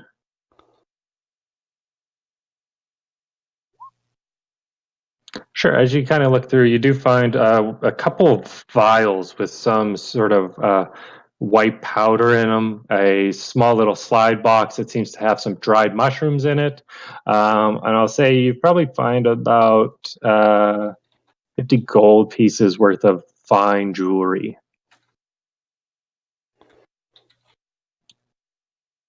Awesome. Shadow. So I'm going to grab that bow Okay.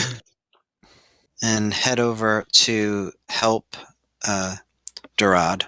Sure. As you kind of look at that bow, you can definitely tell it's of a finer design, some inlay in it, this kind of gold etching. It definitely doesn't look dwarvish, by the way. Mm-hmm.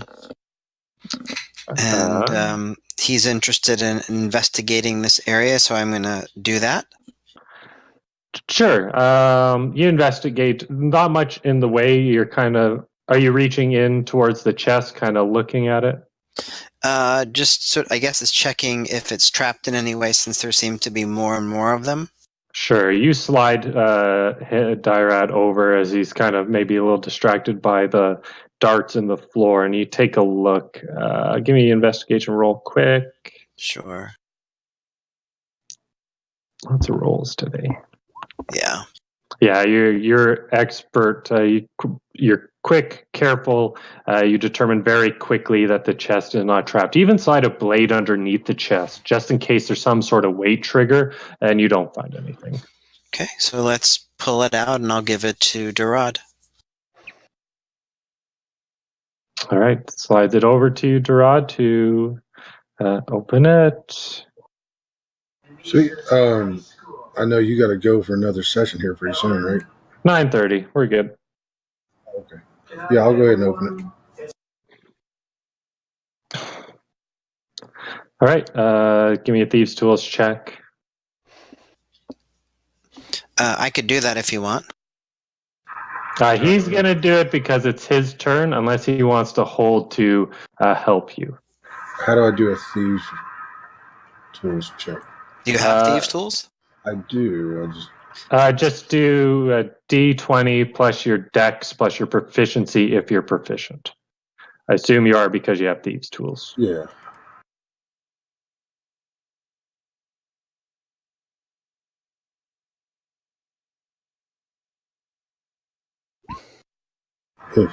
As he slides those in there, you watch as someone who probably needed a little bit of help. He puts his the one tool in there, and as he's twisting it, maybe just being a little too aggressive, just he watches one of the keys snap. You'll have to take a look at it, Shadow, to see if you would be able to still unlock it. Okay. I look over Shadow. I'm not that good. I just. Oh, I skipped Dugat. Dugat, what were you doing for your round 8? If I can't see in there, I'm gonna hit it again and see if I can see more. I will say, you did watch Varn go basically deadlift this thing, lift it up, look you in the eye, identify your intent to kill him, and then he immediately stepped back and let this thing drop down. Oh, okay. Well, then I will move this way. Okay. And you're going to attempt to lift it?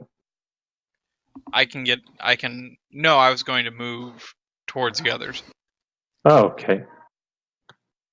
If I can't get in there, I'm going to if I see that there is no combat in there, there's no reason for me to try to get in there. Yeah, you yeah. I Okay. see my first party member, and I start. Yep. It looks like Shadow was the first one I could see. Sure. I start heading towards him. Okay. I get as close as I can. I'm gonna raise my axe, and actually, as I get ready to throw it, I'm just grunting, and I fall to the ground, and I just start breathing hard, and I'm like, it looks like I'm exhausted, and that will end my turn.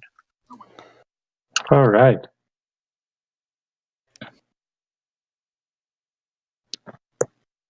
So that was it for your rage?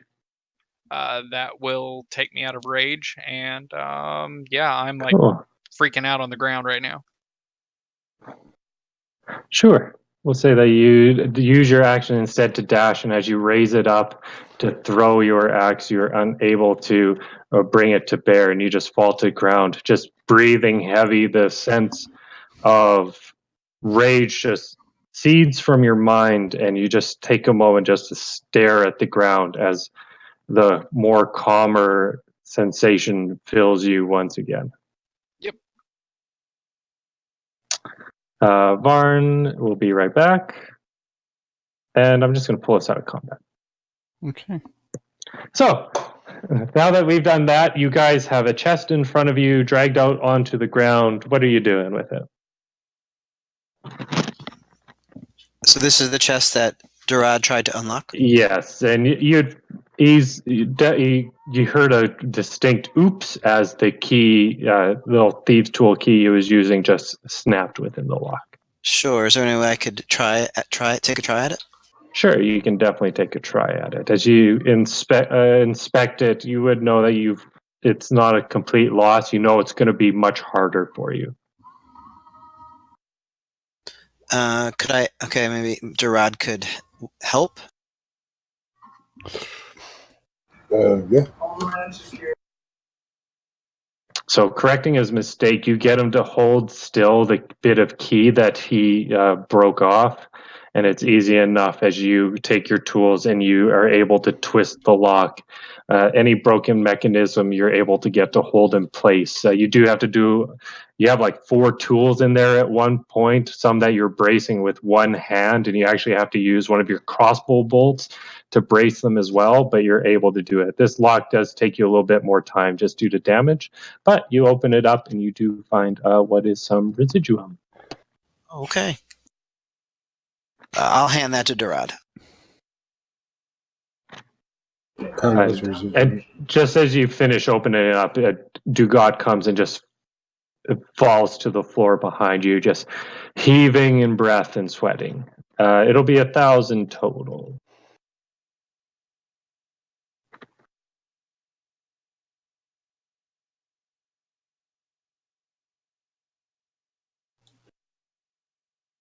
Just so everyone's aware. Hello? Yep. Everyone's just putting in their loot scores. I understand.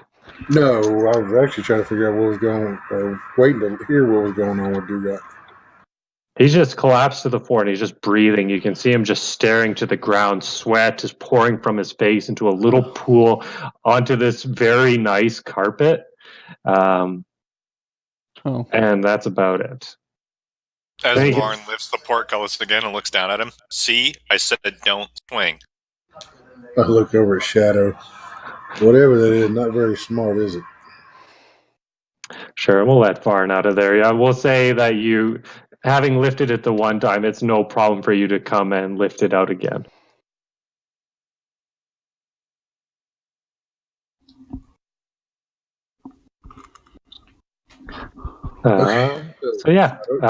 Dugat, you would have recovered by this time. You're tired, you're breathing heavy, you're a little exhausted. You went full rage, but just due to it not being a berserker style, eventually you are able to catch your breath and recover. Okay, cool. I get up and I say in a very meek voice, "Oh my."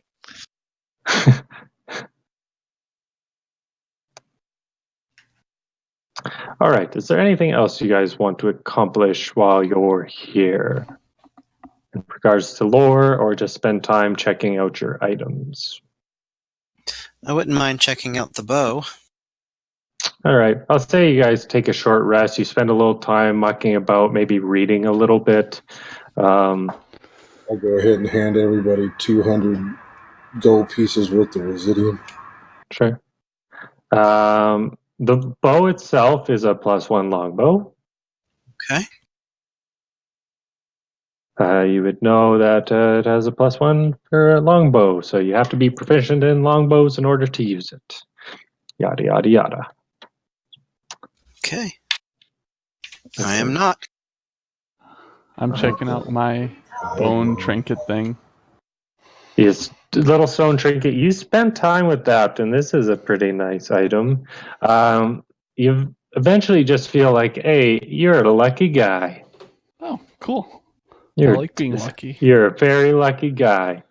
Let me just add this to Belnir. You said that was of Residium? Yes, he would have given you 200 residium. And then there's that axe. Yes. Can I look at the axe, or is that kind of a... Sure. It gets handed to you. It's a little hand axe. But it's a +1 hand axe. I could use the Oh, longbow, wait. but I don't want Not a +1 hand axe. Not just the +1 hand axe. Sorry. It is a Giant Slayer hand axe. You said you wanted that, man? What? The hand axe? Cool. Who, me? Oh, I thought someone said they want it. If nobody wants it, I'll take it, but I don't want to be a jerk and be like, hey, I want it! So... No, I don't. Use it. I'm saying I don't want the bow, even though I can use it. Well, I could definitely use the hand axe. If no one else can. Varn uses hand axes, but Does anybody want the bow? he doesn't use hand axes as his primary weapon. I don't either. It would be an off weapon. So I mean, if you want, I'm not gonna fight for it, man. So if you want it, you can have it. Varn hasn't taken a single magic weapon. He won't start now unless you need it. Unless you absolutely do not need it. I mean, I would use it as an off weapon. Is all it would be. So if you Then go ahead. If you don't have a magic item, you can have it, man. I do have magic items. I have a whole bunch of magic. I don't have any magic weapons. Well, I have one magic weapon, so why don't you take it so you can have a magic weapon as well? Very well. All right, I will give it to Barn. I said we put that longbow into the armory, so whoever needs it can use it. Yep.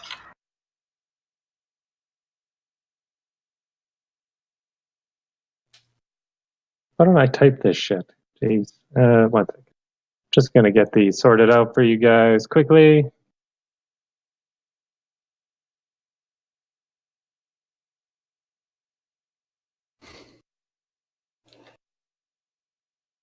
So you guys have a Stone of Good Luck, which is what the dwarf took. I'm probably not going to give that up or want to tell you what it is, but you guys can hear about it. It is a +1 to all saves and ability checks. That's really good.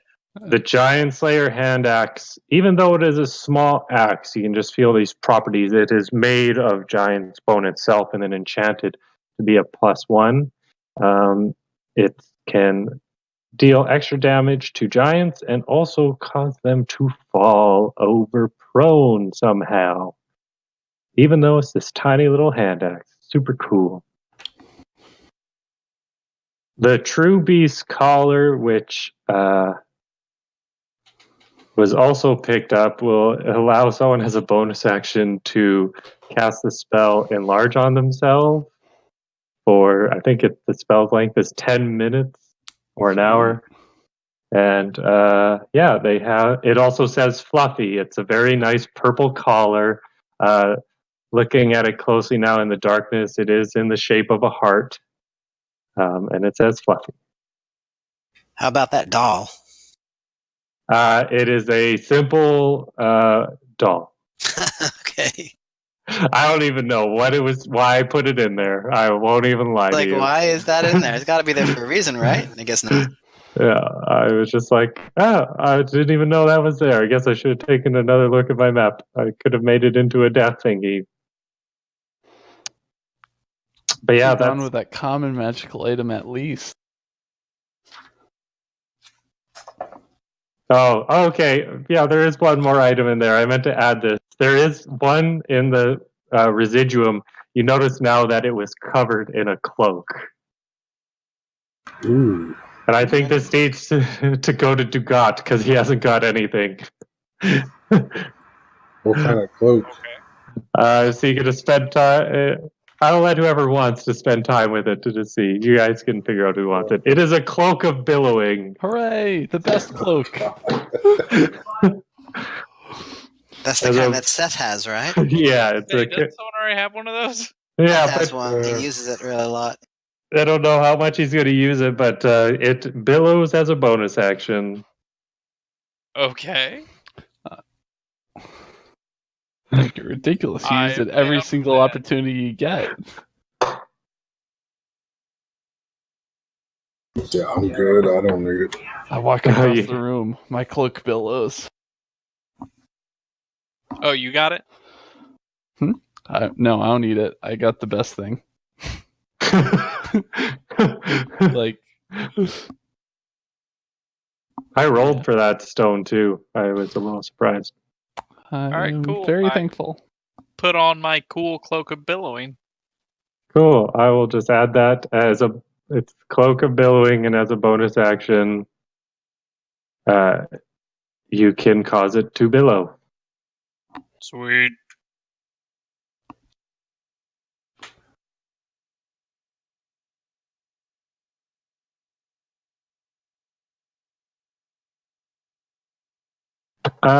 So just a little bit of from the reading that maybe gets done during this time, you read of an alchemist, and as you're actually reading through this journal, the last entry of such references the mistakes that have come during this point.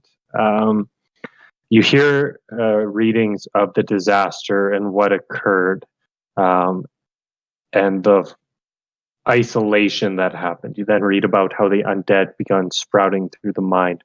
There's one particular entry, and it's by the individual who here listed only as the boss. And it says that the boss swears that he saw the alchemist walking among the undead. I want to find an alchemist real bad. Yeah, well, you should have gone to the lab, but instead you went to the headquarters, didn't you? I know. It's cool. We got more stuff here. But with that, you know that quite a bit of time has passed. You've fought a bunch of monsters. You know there's a giant that could potentially be wasting outside, and for whatever reason, you make the judgment that it's probably best to go to camp and come back another day because I have to run another session in 25. Sure. Do you have XP? XP, that's a good thing to do. Let me Whole pull up bunch. Kobold. I don't know if I should give you any without battle rolled, but you know. Charity, big believer in charity. What is your level, please? 6. 7. 5. 1, 5, 6. 3 6s, and a 7. It ain't gonna be very much. You just wait.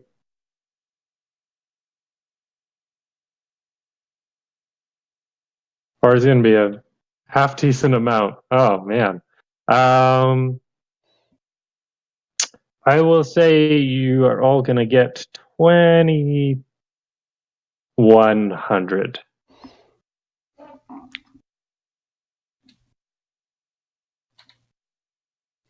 Oh my goodness. Wow. What, you're already level 9? No, 8. I just popped up, yeah. Oh, right.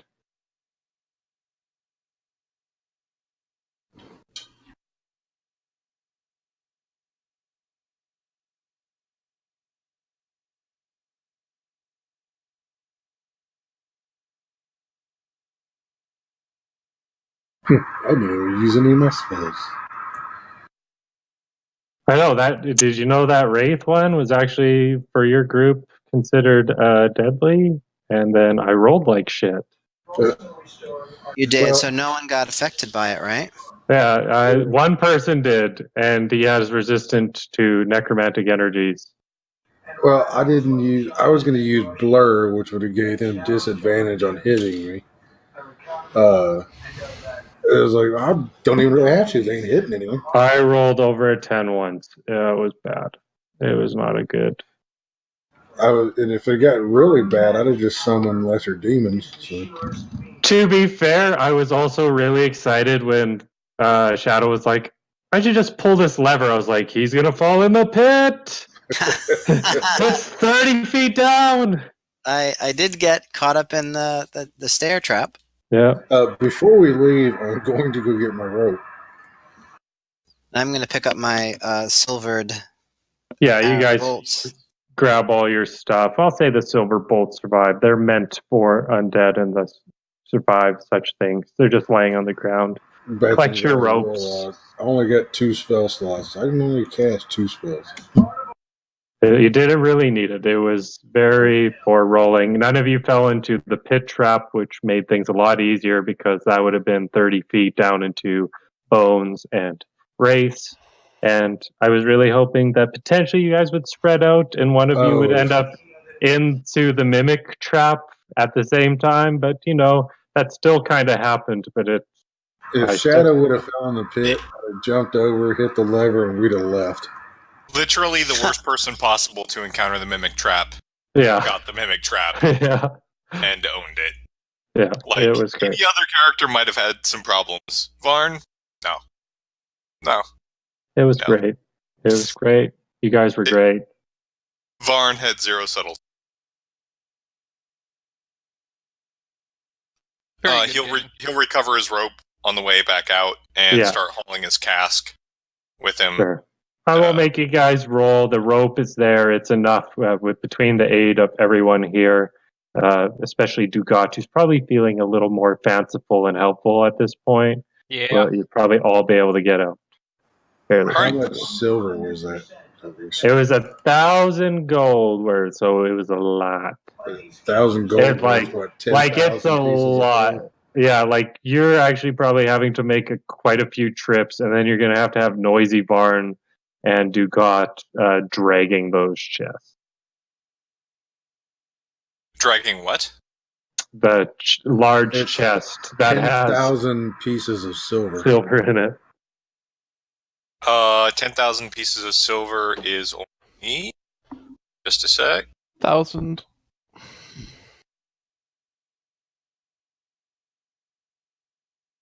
That's only 200 pounds. Oh, that's not too bad. I mean, Varn could carry it on his own. He'd be encumbered, but 2,000 pieces of silver apiece. You'd split it up once you got back to camp. Greg isn't even going to survive another session in 20 minutes. It's going to be tough, but I'll make it. Right into combat. I am that's taking. right. I am taking that chest that the Residium was in. Okay. I'm taking it back with me and putting it in my tent. Okay. You have a fairly ornate chest or a well-made chest. What was the XP from the session? I think I gave you 2,100. 2,100. All right, guys, I got to go to bed. So good night, and you guys have a great day. Good night. Good night to most of you. Thanks so much, Jeremy. Yeah, thank you guys. I promise more giants next time. So what are you playing next, Jeremy? I have my regular story sessions that I do. It's always on Tuesday nights. Yeah. Gotta fight off some monsters with Grandma Lisa. All right. Well, All right. Good night, everyone. Good night. Good night. Take care.